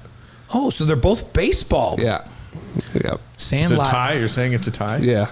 So it's a All right, they're both great. favorite line from Sandlot. You're killing me, Smalls. I like, come on. Small's been killing us Come for on, years. Benny, hurry up. My clothes are going out of style. Like, Yeah. there's so many good lines from that. So, favorite singer or band? Post Malone.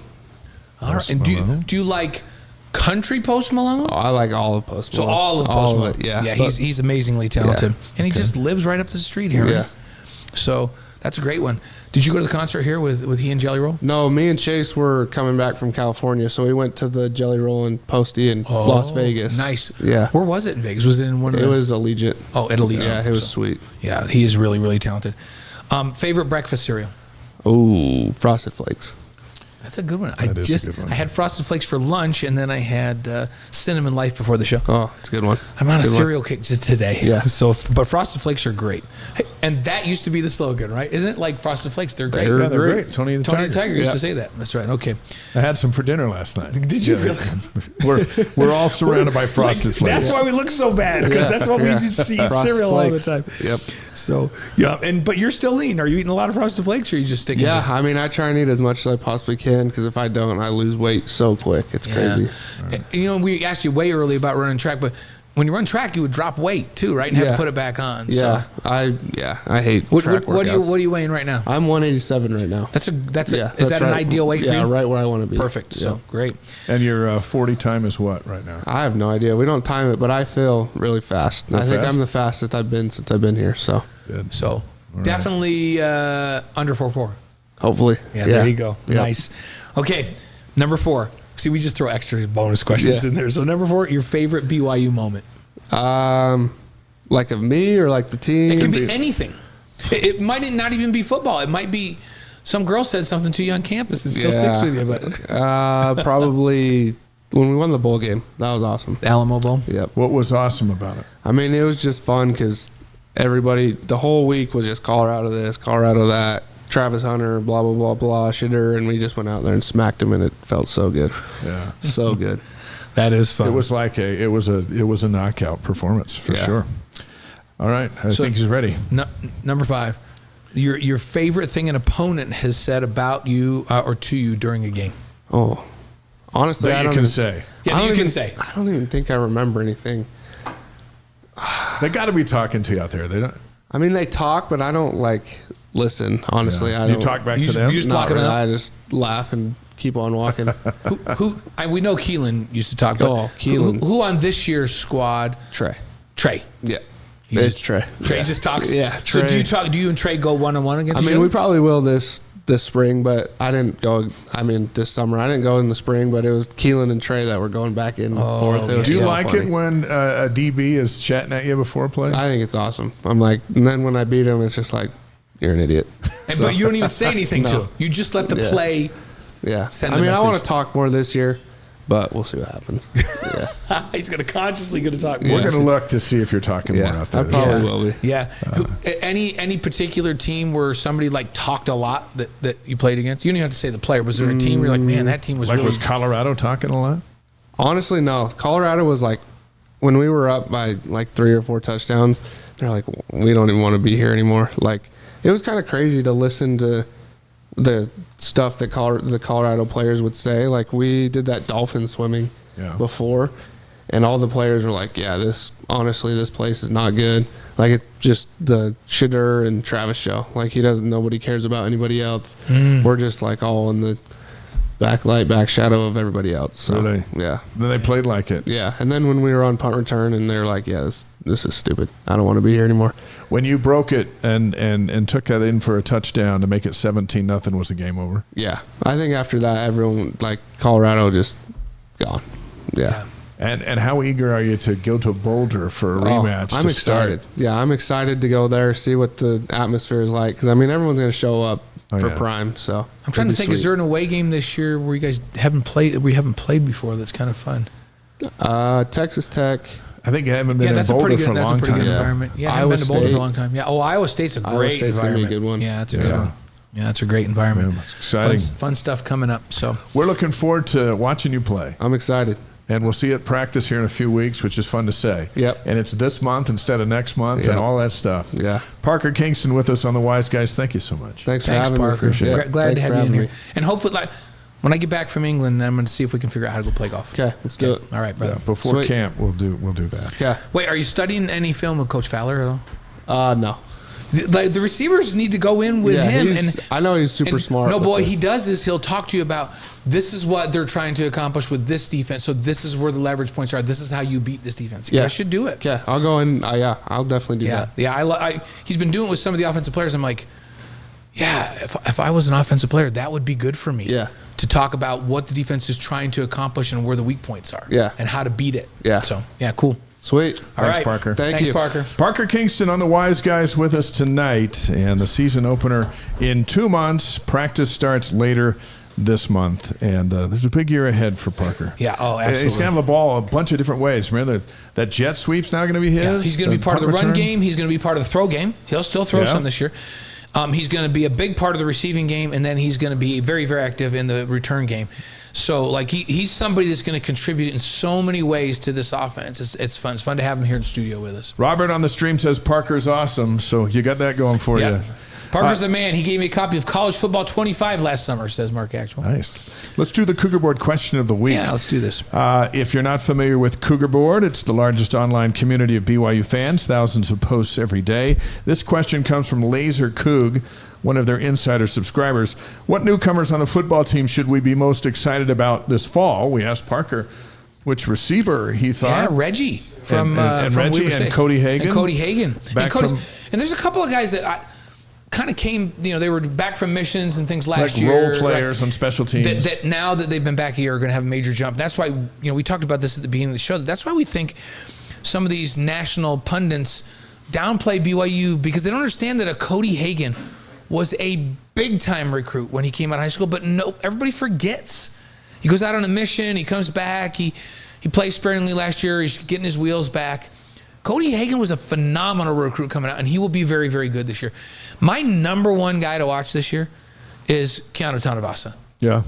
He is. I mean, I watched him in spring ball. That dude is a horse inside, and he is a leader, and he's the kind of guy that we haven't had for a while on the defensive line, where the offense, when they start game planning, they go, what are we going to do with this guy? Like, when you have an interior lineman that the offense goes, we're going to have to double team him, or he's going to disrupt everything we're doing, you are in an advantage to start. That's Keanu Tanuvasa. So I'm really, really excited about Keanu. All right, that's our Cougar Board question of the week. Our next guest is the man behind the Ephraim Hope Mission, which works to provide schooling for children in Uganda. Our golf tournament's coming up next month. We're happy to have Gary Heaton back on the Wise Guys for a few minutes tonight. Chad Pritchard, the chef, brought a pizza, and he's going to join us here in just a few minutes. Already. We love when pizzas come. But, Gary, we're happy to see you back here, and we're eager to play some hot golf in August and raise money for a great cause. DJ is going to hit the button, and we're going to show you, and there you are. Welcome back. Hey. Thank you so much, guys. How's your year been? It's been great. I just have to tell you, I really appreciate your support last year and this year. The money we've raised because of your donations directly from you and the donations from your audience. Yeah. Is helping to pay for 51 children to go to school in Uganda. Is that right? And that includes their school fees, all of their materials, their uniform, and shoes. So way to go, guys. And it was an awesome year, and we expect to do even better this year. We thank our audience and encourage them to keep going here. Tell us exactly what this mission's getting done in Uganda. Thank you. So I got to go visit a bunch of these kids in November of 2023, and it changed my life. And most of them are they are orphans living with their grandma and no money to go to school. And out in the villages, there's not a good school system, public school system. So the best option is the private schools, but they just don't have the money. And it costs us $21.70 a month to support a child. And it's been wonderful. A lot of these kids start out in school, they've never been, they're struggling. We also provide a tutor for them, and some of them are the top in their class now. And we've got 3 in college, 11 in high school, and the rest are in grade school. We've got over 100 kids now. Last year at this time, I think we had about 50. And it doesn't just change the lives of that child, change the lives of their family in the long term, right? And the village. Right. They're going to come back once they get their college degrees and come back and support their village. And it's going to, and we expect we could grow this to thousands of children, not just in Uganda, but across Africa. Change the world. So the golf tournament is on August 5th. It's designed to generate some financial strength for the charity. What did we do last year? And what do you hope when we get done this year around, to generate funds around this tournament? Last year was a great tournament. We raised about $27,000 as a result of your efforts and the efforts of people that came. Efforts. And we need to do more this year. What we're looking for this year are more foursomes and whole sponsors, and we're also looking for other types of sponsorships, as you read about earlier on the sponsorship.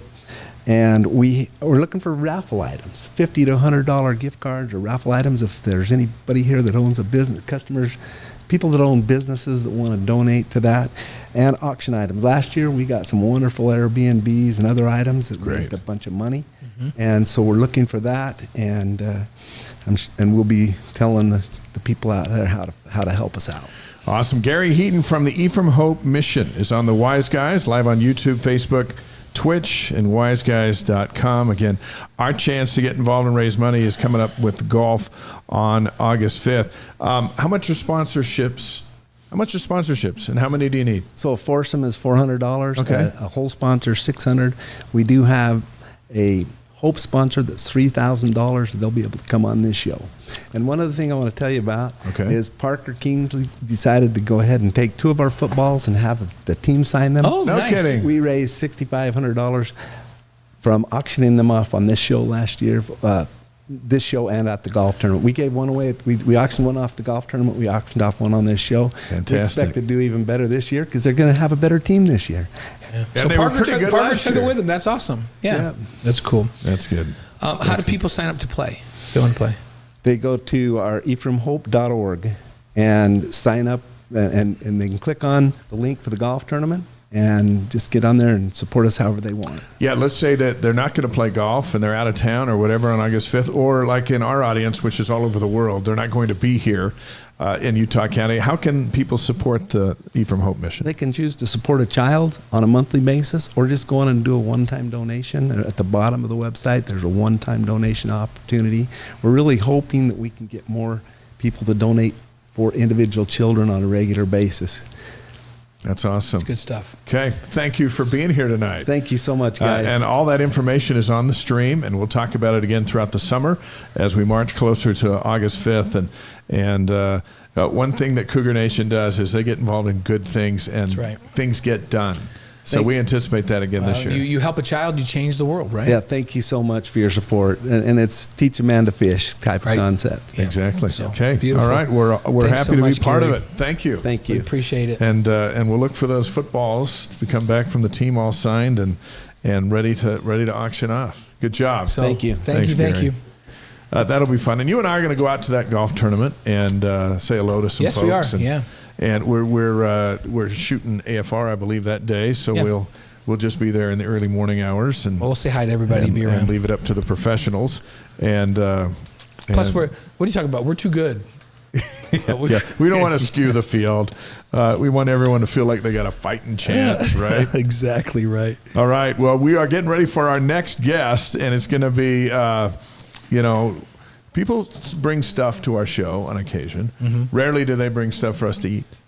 But today is that day. I think I've documented that all I've eaten all day long is cereal today. Yeah, well, that's all about to change. Our next guest was 7 years old when we first met. His dad was the ward mission leader when I was a missionary in Copperas Cove, Texas, which was in the Texas San Antonio mission. He grew up a BYU fan, became a chef. He's been feeding the Cougars for years on and off campus. He's the pride of Killeen, Texas, and founder of Fat Daddy's Pizza on Center Street in Provo. Our pleasure to welcome Chad Pritchard to the Wise Guys. It's great to have you here. Hey, thanks. I'm glad to be here. I like your shirt, BYU Texas. Yeah, well, we're showing some support for Texas tonight. When they played down in Texas, some folks sent those to us, and so we support them, definitely. You know, that's sorry. I didn't realize I was going to. Texas is just near and dear to your heart, isn't it? I grew up there. And Kerrville's just underwater. I went to scout camp in Kerrville. Yeah. I have a lot of friends in that area. My sister still lives down there. She lives on the Lampasas River. You remember, right through Central Texas, Mm-hmm. and it's flooded up to the top of the bank. And she's pretty worried about that because if it goes over, it'll go into her house. And so, our hearts go out to Central Texas. You serve there. I know it's near and dear to you as well. Those people down there. That's one of the things we're doing is we're donating a portion of our proceeds at Fat Daddy's Pizzeria for every Texan that we sell, which is one of our barbecue pizzas. Yeah. We're donating that to the Red Cross and to be earmarked for use in Texas and those things there. I just, my heart goes out to those people.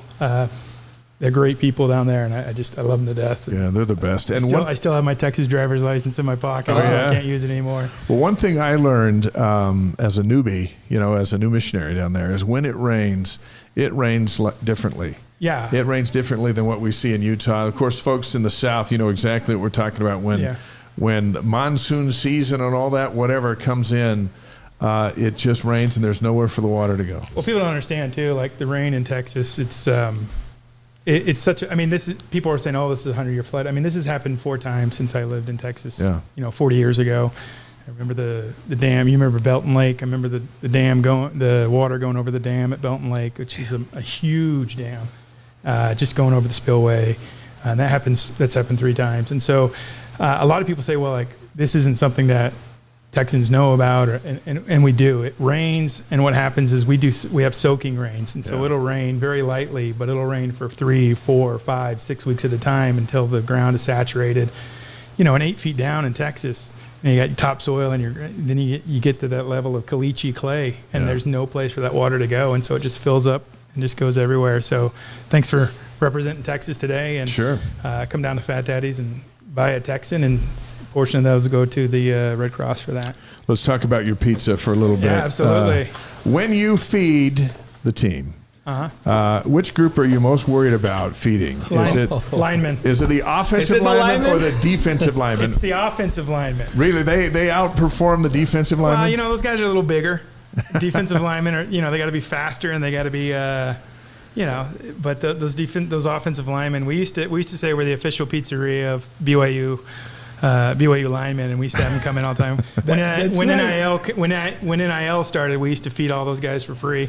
They'd come in and they would post off on us about it. But I got a pepperoni here. This was one of my number one selling pizza, obviously. And what's the most pizza you've seen a BYU lineman put down? I saw, what was his name?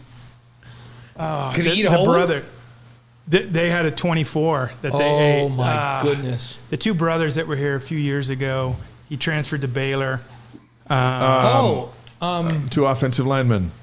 Who are they? I'm losing my mind. One was the center. Dad played in the NFL for the 49ers, so I was real happy about that. Now I'm losing my mind. Okay, that's going to come to us. Yeah, it'll come to us in a minute. Anyway, they came in.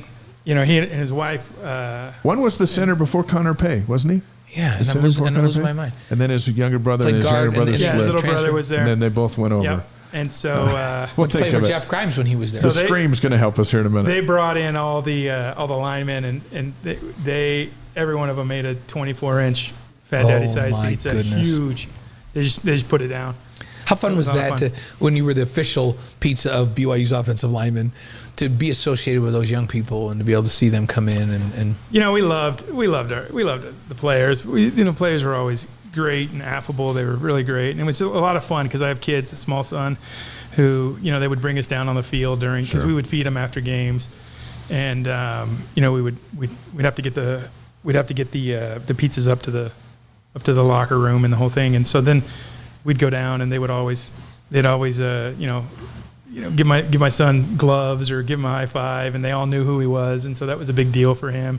There's a 9-year-old kid going out there on the field with the players, and so it was a really cool experience for them. The Barringtons. That's what it is. Right. Sorry guys. Thank you to Jim and Michael. Jim Williamson comes for us and says it's the Barringtons. It was the Barringtons. We can always count on the stream. Whenever Dave and I lose our minds, the stream comes through for us. Oh, good. They help us come back. The stream comes through for us. Well, Chad, you learned a long time ago that good food and good company make for some of the greatest moments in our lives. And as a chef, you get to play a part in that, and you see people coming together, and food's a big part of it. But how satisfying Am I supposed to eat this this while you're answering this question? Of course you are. This is your profession. What's that meant if to I you? go like this, then do you know where I grew up? New York. I was going to say that's got to be East Coast right there. Yeah, that's a true New York fold. A lot of guys, will fold it in half like this, but you can always tell a New Yorker when they come in because they flip it up and eat it on the go. That is real. By the way, that's really good. Thanks. Dave, I missed your question. I'm sorry. He was talking about pizza over there. We love pizza and we eat it all the time. But pizza, food, and people go together all the time. They create the great moments. Yeah. So you pick the business that creates great moments, and you've watched it your whole life. How powerful is that?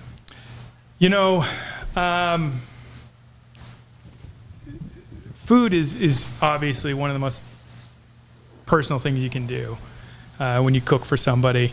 I've made my career of doing that. My father, as you remember, owned restaurants growing up. He had ice cream shops and he had bakeries.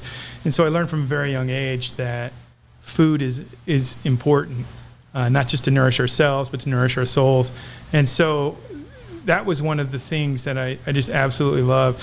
And during COVID, we had closed our Italian restaurant, Oregano Italian Kitchen, just before to kind of remodel and open a new restaurant. Of course, that, COVID happened, and so that never happened. And we had our pizzeria. I had bought a little tiny pizzeria on a whim. Guy basically gave it to me so he could get out from underneath it. And when we moved our pizzeria, our lease was up. And if you go to Fat Daddy's Pizzeria to the Facebook page, Janine, actually my partner who runs the shop now, actually just did a video about kind of our history. Yeah. And we moved our pizzeria from this location down on Freedom to the location on Center Street where our Italian restaurant was. Right. We'd already gotten rid of everything. There was nothing in there. And it was COVID. It was, when was that, Janine?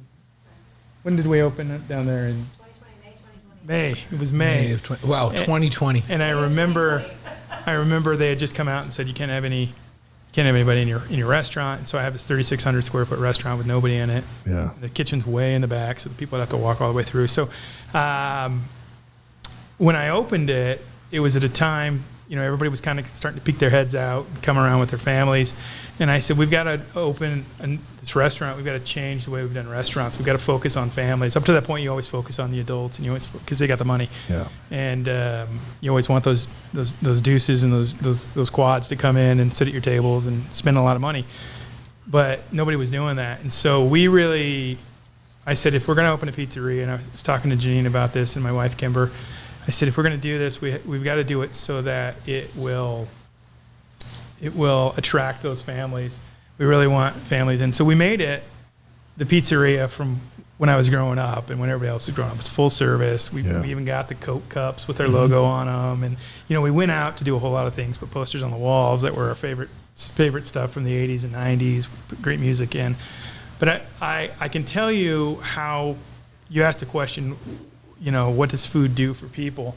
And I can tell you, we opened, we didn't have any tables, we didn't have any chairs. And I put a little post out on Facebook. I said, hey, we're looking for tables and chairs. And the community just brought us tables. We just had these little plastic, lifetime tables that we had set up in the dining room because we had no tables, we had no chairs, we had no anything. And I had a long bench that I had built, and that was it. And so food does something for people that philosophically it's so great. I can't even describe just the feeling you get when you're able to feed and nurture people, when you see people come in and they say thank you. This is especially during that time. Yeah. That time was very hard. It was hard for me personally, and it was hard for business and everybody else. And so it was a great thing to do. I stepped away from the business in 23. During that time, it was not just a business that was hard. I was away from home all the time. I never saw my kids. I never saw my wife. I bought that house up in Vivian Park we've talked about, and then I had a fire. My house burned down, and my daughter got sick. She ended up in the hospital, and so we took a break. And I passed on the operations to my partner Janine, and she's just been going gangbusters with it. It's been going great. And so I like to come in and get pizza every once in a while. But I think if it wasn't for the community that we have with, BYU as being a huge part of that, just the support that we had from them, you wouldn't see us down there on Center Street anymore. I just don't know that we would have made it through COVID. It's been a crazy ride with COVID. A lot of people were affected, but you guys were especially affected, and you had things outside of COVID that kind of beat you down. What did you learn about yourself and about you and family during this last 5 years? I learned that nothing can replace your family. Nothing can replace your the time you spend with your family. I don't remember his name, but he once said, "Your child doesn't want your dime; he wants your time," and that really has really stuck with me. And in a lot of ways, I was a big dude. I named my pizzeria Fat Daddy's Pizzeria. I weighed 420 pounds. Are you going to change the name to I don't Skinny think so. Daddy's I don't think Pizzeria? so. We always kid it around calling it Fat Daddy Slims or something, but I've lost 200 pounds. Wow. And that's really one of the things that I love to talk about is why here I make pizzas for a living, right? And people think about pizza junk food. It's not good for you. I don't either. But I think this is fantastic. the way we do, we make everything. We make all our pizza dough. We make everything from scratch, and I think that's big important. And one of the things that we've done is in my life personally is my wife and I have really started to cut out. I should probably get over here closer to the mic. You're good. Mm-hmm. We've really started just cooking everything from scratch at home. We cut out processed foods. We cut out seed oils. We did all those things that, in the old days, I'd say like, oh, that's just nonsense. Of course, here I was sitting at, over 4 centuries of weight. And so, I really changed the way I cook, really changed the way I eat at home, really changed the way that I interact with food. And I think it's something that we really need to, as a society, we really need to try and really embrace is that, you know, we have these relationships with food in the United States that we just sometimes they're not great, they're not healthy for us, and so that's something that my wife and I have really started focusing on. We have a new business where Kimber and I make pastas and we make sauces and, you know, Italian sauces and dressings, things, but we make it all from scratch. And while I say I'm not a health food, I don't sell health food. I sell food that's healthier for you than what you can buy in the grocery store. And we do cooking classes and things like that for people who want to learn how to actually cook from home, cook from scratch. You go online, you see all these recipes and all these things, and they're all like, oh, go open a can of this and open a can of this and throw it in the crock pot, and 6 hours later you have a steaming pile of mush.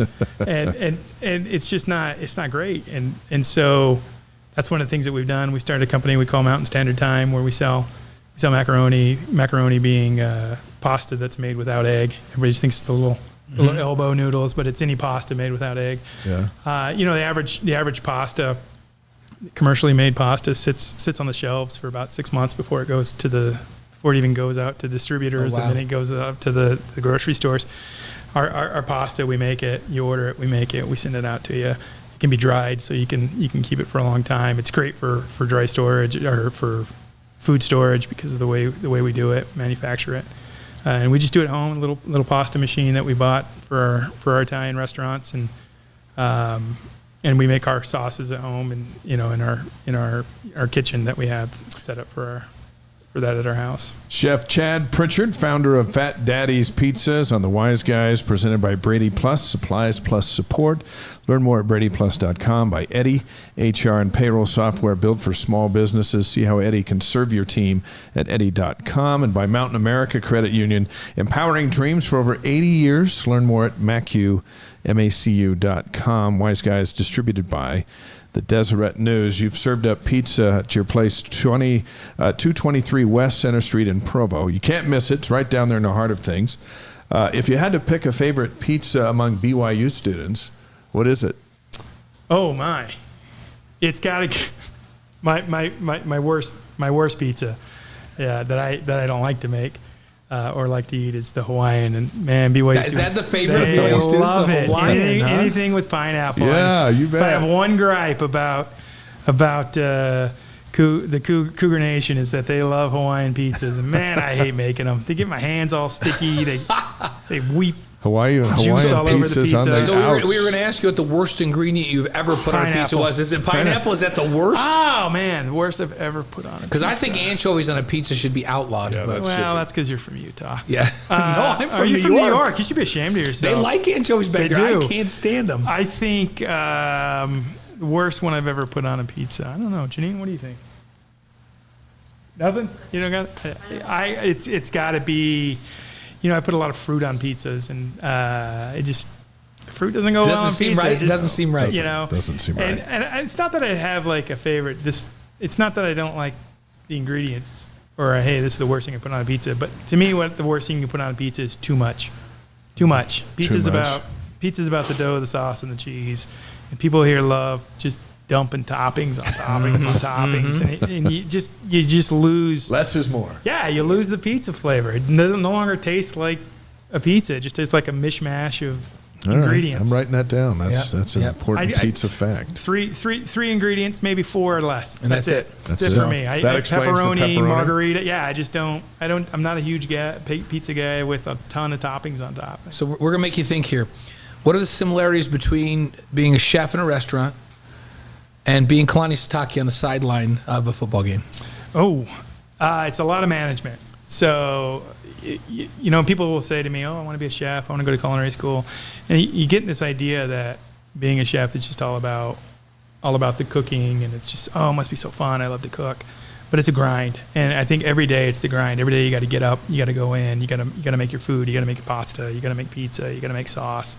And it gets monotonous, and it really does.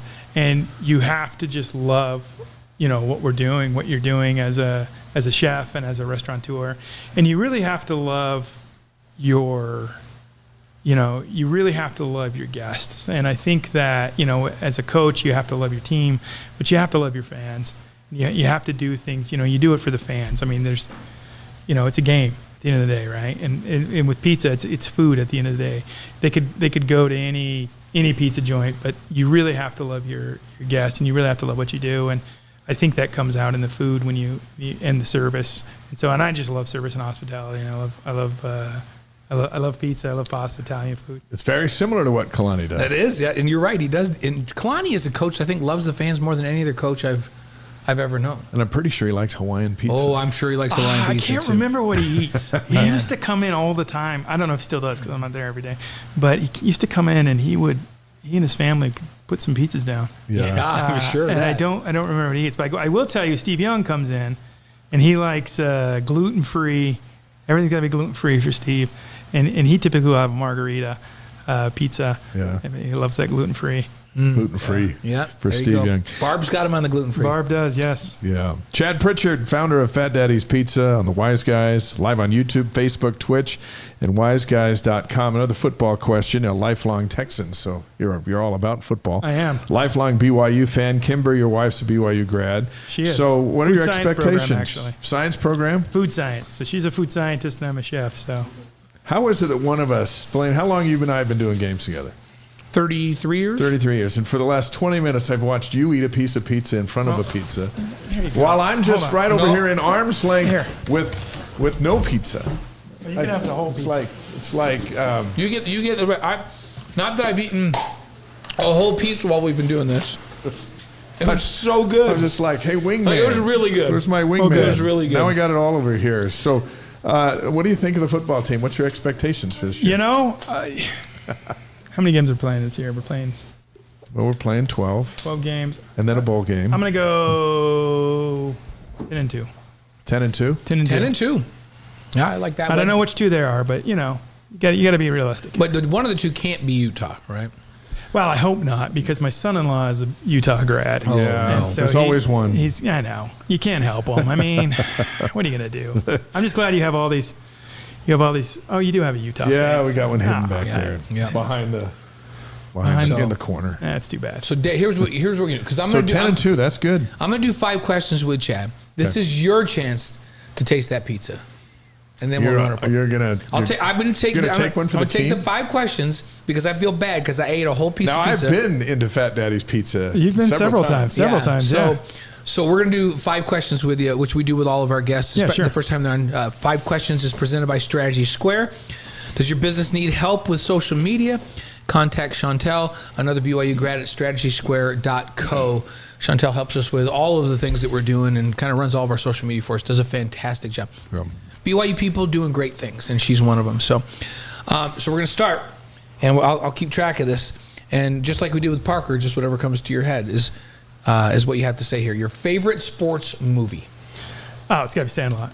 Sandlot. Yeah. Parker said Sandlot, or he? Yeah, he said Sandlot. I like Sandlot, and I like The Longest Yard, the original one. Oh yeah. I do like the Burt Reynolds one. I like the remake because I love Adam Sandler. I grew up in the the 90s, so I love Adam Sandler. Yeah. But the original one, and I think what I love about Sandlot is just that 4th of July scene. So fun It's with the lights going off. Yeah, and they're lights out going playing. off. That's the lights for the game. And you just see these kids just in awe and wonder. And It's a little bit. It's a bit of Americana. It's a bit of Utah. It's not a little bit of Utah. It's a lot of Utah. So Parker said Sandlot and Moneyball were his two. Two baseball movies. So for a football guy, right? Yeah. So so Sandlot, 2 Sandlots today. And dark horse here. I love The Natural. I've forgotten about The Natural. Yeah, Robert Redford. That's a good that old was a one. great one. When he hits the ball into the lights and it just comes out and he's got the music going. Yeah. I got chills thinking about it. Yeah, I love that. That's movie. a great scene. So number 2, your favorite singer or band? Ooh. I like. It's going to have to be Pearl Jam. Pearl Jam. Yeah. So you're going old Seattle grunge rock, right? That was coming Pearl up when I was in high school. And I saw them when I snuck out. Don't tell Mom. I snuck out when I was 15. My buddy Kyle Curtis, and he First could drive. of all, Kyle was always trouble. Yes. Yeah. You remember. I think we all know that. And we went down to the Frank Irwin Center on the University of Texas campus, and we saw Pearl Jam. And he told his mom he was staying the night at my house, and I told my mom he was staying the night at their house, and they never checked because Tell my me it mom's wasn't on a best friends. Sunday. It wasn't on a Sunday. I can't remember, but I wouldn't doubt it. Well, Pro Jam's a classic. Parker's was Post Malone. Yeah, which has now gone country, and I love his country stuff. Yeah, I do like Post Malone. I don't like his taste in football teams. He's a Cowboys fan, and yeah, we have a Texan here that's not a Cowboys fan. Who's your team? I'm a San Francisco 49ers fan. My dad grew up in the Bay Area. He raised me right. There's nothing wrong with that. Wow, and those were rivals back in the day. Yeah, so. and no offense to Steve, I love Steve more than anything. Steve's a good friend of mine. But you're about to say something about Joe Montana. Joe Montana. Yeah, I get it. Hey, we get it. So, okay, now I'm really interested in this one because you're a chef. Sure. Your favorite breakfast cereal? Favorite breakfast cereal? Man, that's a good one. So many good ones. I'm going to go with, there was an old one called Honey Bunches of Oats that was from years ago. I didn't probably make it anymore. No, they still do. And we've had several people come on and say Honey Bunches of Oats. Yeah, it was a good one. My mom didn't like us having sugar cereal, and I found because you're all hopped up. Well, there was 8 of us, right? Yeah, and so, you know, the sugar cereals were expensive. And so, I got to eat that one. And so I really love that one. Okay. They were even expensive at the commissary on the Fort Hood base. Bro, I don't know. Was Danny Ainge the one, Dave, that came on and told us? I think Danny Ainge was the one who came in and said, shredded wheat. Oh, my God. We go, wait, just like the bales of hay shredded wheat, not frosted like shredded the wheat. big old, just a bale of hay shredded out wheat. in the field, get big old breakfast. biscuits. They just used to rolled call them oats. biscuits. Yeah. And he goes, yeah. And we go, that's your favorite. He goes, well. So what we've determined is that's all Michelle will let him eat since he had his heart troubles. Yeah. And now he's healthy as can be, right? I can't say too much about shredded wheat because my wife, Kimber, loves mini wheats. And to me, those are it tastes like frosted. eating, I don't care. It tastes like eating wet grass. It's wet grass with really does. sugar on With it. sugar on it. Oh, It really does. no thanks. I'd rather die. So I think Honey Bunches of Oats is a fine choice. What's your favorite cuisine to cook? Professionally or personally? I don't know. Personally. Personally, I love Southern food. I grew up in the South, and I love Tex-Mex food. So I would my kids would probably say Tex-Mex because I do a lot of Tex-Mex food, and I can't really do a whole lot of Southern food anymore. It's not good for you. Yeah, so I just don't when do you've a lot. lost 200 pounds, Southern food's kind of out the door, isn't it? Tex-Mex. Every once in a while, fried chicken is still by far my favorite meal of all time. But it's got to be on the bone. None of this chicken tenders crap. Give me real chicken on the bone. Okay. Is the statement that people make that the best barbecue in Texas is always attached to a gas station? Is that true? I can't say always true, but I can tell you I've eaten and I've thrown down some great barbecue coming out of out of gas stations. The problem is people say, well, the best barbecue comes out of a gas station, and the best gas station is Buc-ee's. And I'm going to tell you for a fact, Buc-ee's does not have the best barbecue in Texas. It looks pretty good. But, I got some Dr. Pepper ice cream the last time I was at Buc-ee's because I thought that was cool. But I did look at the sandwiches, the roast beef or the brisket and all that stuff right in the middle of the store, and I thought, man, that stuff. We do Dr. Pepper milkshakes down at, or we used to. Do we still do milkshakes like that? Dr. Pepper milkshakes. I think so. Yeah. Dr. Pepper milkshakes. But all my Texas friends, when we're down there, like, you want to get some barbecue? And I go, yeah. And then they take me and I go, are we going to a restaurant? They go, this is a restaurant. I'm like, it's a gas station. I stopped. Best barbecue's always in a gas station. You gotta, and the best barbecue in Texas comes out of the Hill Country. And again, my heart goes out to those guys. And Llano has some of the best barbecue in the country, and Fredericksburg has some great one.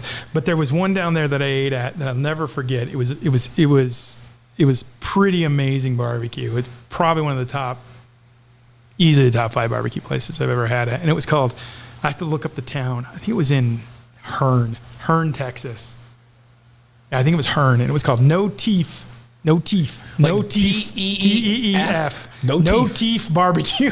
Meaning it's so tender, you don't even need teeth to eat it. No teeth barbecue. I'd try that. That sounds great. I would try it. And it was just it was a hole on the side of it. I mean, it was like a shack on the side of the road. But that's, people say like gas stations, but really your best barbecue is coming when you're going down the country road. Out in the Hill Country. Yeah. And there's just a stand, and you just go out and get the barbecue. I love it. So, okay, this is the most important question of all. It's question 5. The best advice you've ever gotten from your wife, Kimber. Oh man, now you're gonna make me think. We're not making you do anything here on Wise Guys. Best advice I ever got from Kimber was know when to stop. You know, it was a, you know, it's been a hard, I'm not gonna lie, I mean, it's been a hard 5 years, Sure. right? And we were going through the things that we went through with business and with our house and my daughter, and I just kept throwing myself into work. And one of the things she told me was, Chad, you just got to know when to stop. You just got to know when to stop. Yeah. And a lot of people don't, you know, because, you know, as men, we like to think we got to, you know, Keep going. We got to keep going. We got to help her, you know, and sometimes what we need to be told is you just need to stop. You need to take a breath. You need to be with your kids. You need to be with your family. You find out what's important to you. So that was a big one for us, is, you know, knowing when to stop. One thing I learned about Chad, and I've known him for a long time, but when COVID broke out and our lives changed, even as you're fighting to keep your businesses alive, you fed kids for free. I did. We did. And we did a couple stories on it. I remember at Channel 5, and the outpouring of people to support you to do that was awesome, because it was the community helping itself. And it was the kids that were normally going to get school lunch and those kinds of things that weren't at school, right? Is that? Well, that was the idea. Yeah, because they weren't at school. School was out. School's Right. out. So there's They no didn't- place for them to get they didn't know how they were subsidized. gonna, yeah, they didn't know they were going to feed them, and they said, "Oh, well, the schools can give you food," but these kids had to get to the school, and honestly, I mean, who wants to eat sack lunches every day? And that's what they Right. were feeding them. And so, before they announced that they were going to feed these kids, Janine and I were talking, and I said, "We should feed kids." And so we fed over 5,000 kids in 6 weeks. We had a lot of volunteers come in. What most people don't know about the time is we were really struggling. Like, it was a struggle for us to stay open, and we had bought this pizzeria, and that's all we had left. And of course, we bought it with the equipment that was in it, and the equipment broke down about 3, maybe 4 days into doing this. My oven broke down, and what I didn't know was going to happen is that people were coming in and donating so that we didn't have to pay for all the food. At the end of it, we never paid 1 cent out of pocket for any of that food. People donated it, and we weren't asking for donations. We finally did, because it started getting so big after the news stories, because you ran a story, and then the ABC channel ran a story, and you know, the Fox station ran a story, and then I got an interview from like the Mumbai Times, you know, after that. Like, I had interviews from all over the world about this thing. And then we started getting these donations in, and that we put them in a different account. We didn't want to commingle, you know, oh, these are, we just wanted to use those funds for it. And you know, we were actually able, because our oven broke, we were actually able to use those funds to get a new oven, which helped us put out a lot more food for those kids. And it's something that Janine still does every summer. Is it every summer you're doing that, Janine? Every summer, feed kids for free. It's something we've done. Food, like, we're not millionaires. I can't donate a lot of money to people or do things, but we can feed people. Yeah. And I think feeding somebody is one of the most intimate and loving things you can do for your fellow man. It's giving them something to eat. And you know, Christ sat and fed people who were considered lower and less. And I think if Christ can do that, not that kids are lower and less than me, but you know, I think it's our responsibility to do that as well. And it's something that I'm proud that Fat Daddy's and that Janine continues to feed those kids every summer. Yeah, it was tremendous to see, and we commended you then. We commend you now. That it takes some good people to do it, and you guys did that, and a lot of people were blessed for it, and now they can go to 223 West Center Street in Provo, Fat Daddy's Pizza. They can also reach you at Bald Chef on X. Where else can folks get information about you? Facebook, so Fat Daddy's Pizzeria on Facebook, Chad Pritchard on Facebook. You could reach out to us at Mountain Standard Time, time being spelled THYME. That's the brand that we used for our pastas and our pizzas. And that's, you know, we have an online subscription site starting. So if you want to come in and order, any of our products from us, you'll be able to do that very soon. I'll be bringing. I was going to bring pasta in with you today, and my parents were up this weekend. They didn't get to down to see you. But I gave all my pasta to my mom and dad. Hey, that's That's okay. all good. We'll take the So, pizza. They take the. That's right. And Take the the pasta. pizza was great. And the information is in the stream. DJ's got a question before we get you out of here. Why aren't there pizza places open after 10 p.m. around here? Because nobody eats there. We tried.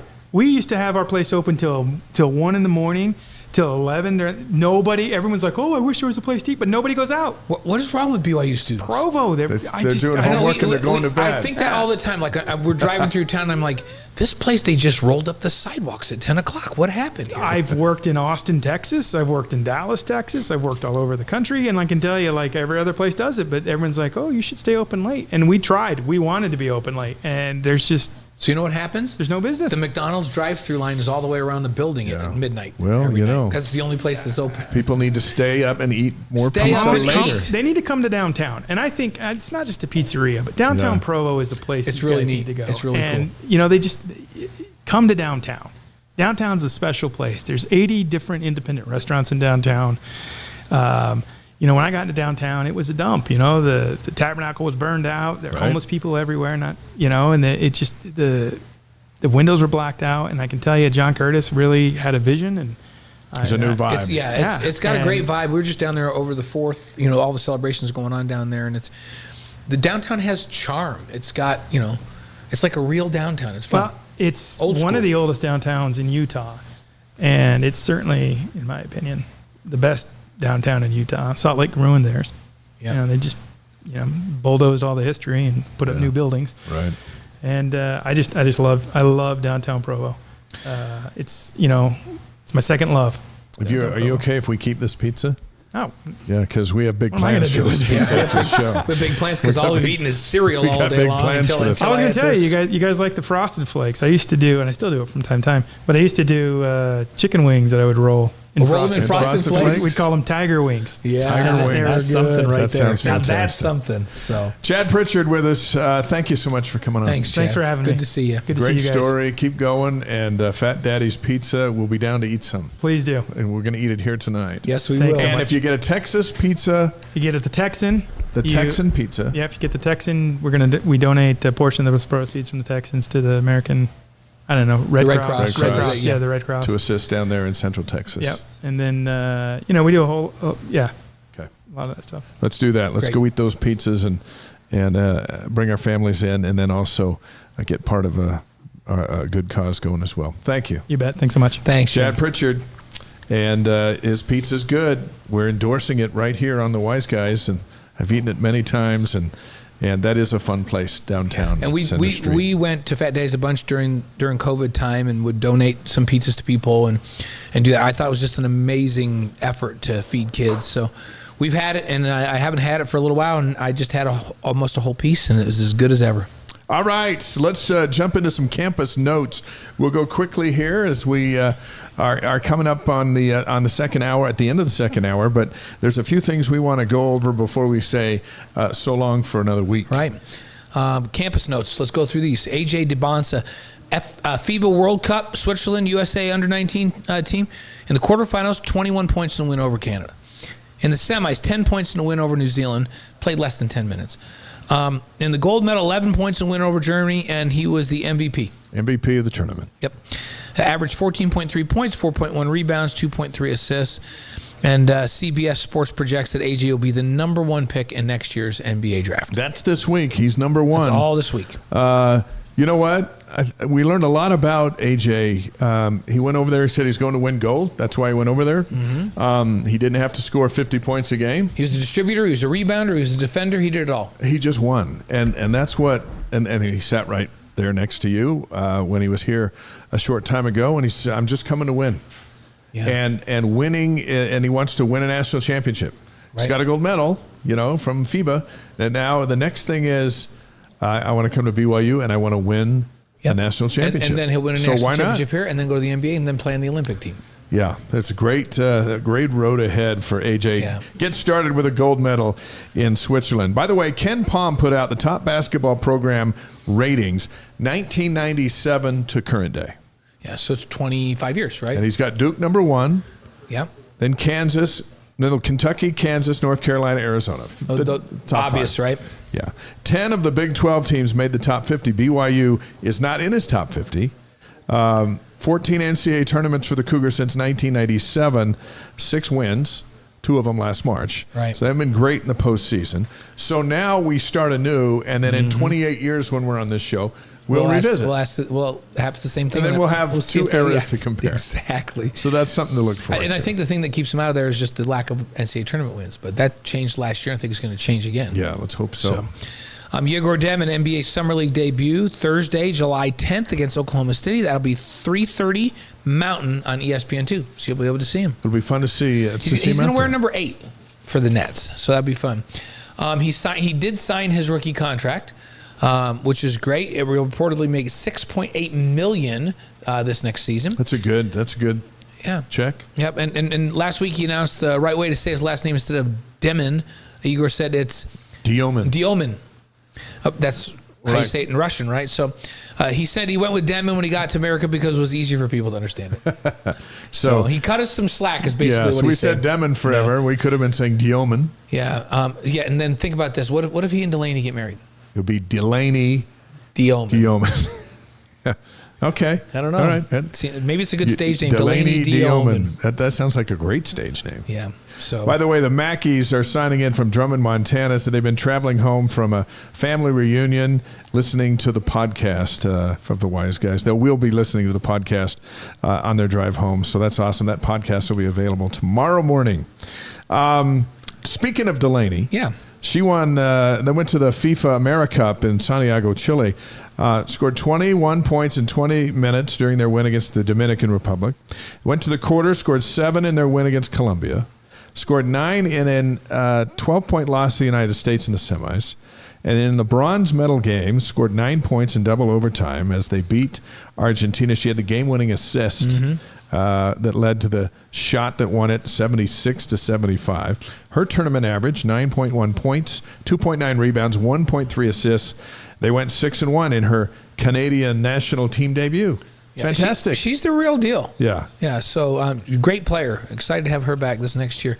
Let's talk women's soccer for a minute. Season tickets go on sale Wednesday to donors and Thursday to the general public. You can get more info at BYUtickets.com. The team reports to camp the same day as BYU football, July 29th.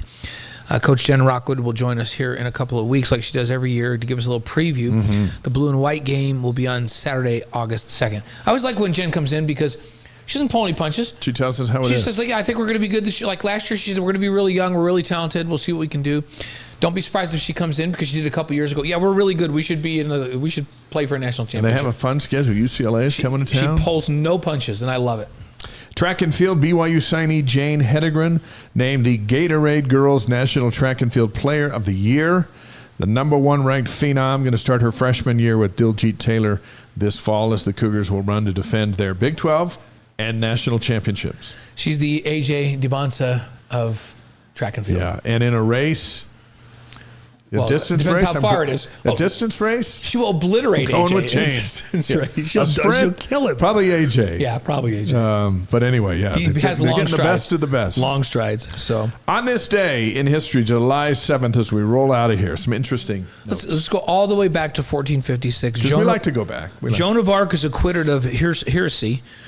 25 years after being put to death for heresy. I think a couple of my neighbors knew Joan of Arc, so that's why we wanted to go back there. 1550, chocolate is introduced to Europe. Wow. It changed the world. It changed my life. It changed the world. 1912, Jim Thorpe wins Olympic gold in the decathlon. The medal was taken away a year later after it was determined he had played professional baseball in 1982. His medal was reinstated, though, in 1982. So he played professional baseball, so they took it away because he was a professional athlete, and at that time, Olympics were only for amateurs. And they got smart. They're like, wait, he played baseball. He's an amateur in track and field, so we're going to give it back to him. 1982. They did the right thing. How about this? 1928, on this day, sliced bread is sold for the first time in Missouri. You had to go to Missouri for sliced bread. What's that old stadium? That's something like... Something to slice bread. Yeah. Like I don't know what the stadium says. That's the origin of whatever that is started today. Yeah, sliced bread. 1930. Construction begins on the Hoover Dam in Boulder, Well, it was Boulder Dam then. It's Hoover Dam now, near Las Vegas. Yeah, Vegas wouldn't be the same. Neither was Southern California without that. Power is big time there. How about 1978? The NBA approves a franchise swap. John Y. Brown and Harry Mangarian acquire the Boston Celtics, and Celtics owner Irv Levine took over the Boston Braves. Later, he moved the Braves to San Diego, where they became the Clippers, and then they since moved to Los Angeles. Wow. On this day, that deal went down. In 1978. A franchise swap. Yeah. And how about 1981? Sandra Day O'Connor is nominated by President Reagan to become the first female justice on the United States Supreme Court. She spoke twice at BYU, at first in 1994 and then again in 2002. 1990 on this day, Martina Navratilova wins her record 9th straight Wimbledon singles title. Maybe you'll see her when you're over there. Yeah, we might actually, because she covers tennis for she should be there. For television. This is her. We're heading that way. 2009 memorial service for Michael Jackson held at Staples Center in Los Angeles. 2.5 billion. That's right, with a B. Television viewers around the world watched the service. He was something else. Yeah. He was something else. 2019 on this day, the USA beats the Netherlands 2-0 to win the FIBA Women's World Cup. How about that? So. All right. July 7th, birthdays. Yes, so in 1880, Otto Frederick Rohvetter, he invented the bread slicing machine. So that goes with hand in hand with the grand event. 1906. I think the saying is it's the greatest invention since sliced bread. Yeah, I think that is the saying. That is the saying. And now we know that the sliced bread thing was invented on this day. Yeah, in 1880. Satchel Paige, 1906, Hall of Fame pitcher. Yeah. July 7th birthday for Ringo Starr of the Beatles, born in 1940. Also born on this day in 1940, Dale Reese McCann. Yeah, my dad. There you go. Yeah. 1960, Ralph Sampson. Remember 7-4 center for the Virginia Cavaliers? yeah. They beat BYU in the 1981 Elite Eight. Yeah. And it was Jeff Lamp who made the big shots from the outside, because I thought we were defending Sampson pretty good. Yeah. 1966, Jim Gaffigan, the comedian, was born on this funny day. Lots of July 7ths. And we're going to do one July 7th death in 1890, and that was Henry Nestle, the founder of Nestle's chocolate. Yeah. Which is better, Hershey or Nestle? I don't know. I like peanut M&Ms. That's where I get my fine chocolate. My wife thinks I'm crazy, but our Wise Guys inspirational quote of the week comes from Jim Gaffigan, who's hilarious. He says, failing and laughing at your own shortcomings are the hallmark of a sane parent. So if you come across a parent who's insane, they're probably not failing and laughing at their shortcomings. Right. It's of a sane parent. Bent out of shape that they made a mistake. Yeah. So there you go, Jim Gaffigan. Special thanks to BYU receiver and punt returner Parker Kingston, Gary Heaton from the Ephraim Hope Mission, and Chef Chad Pritchard, founder of Fat Daddy's Pizza down on Center Street in Provo. And next week we're going to have Nathan Anderson in the house from Mountain America Credit Union. We're glad to have him on. Brent Woodson, a BYU grad, using basketball to spread the gospel.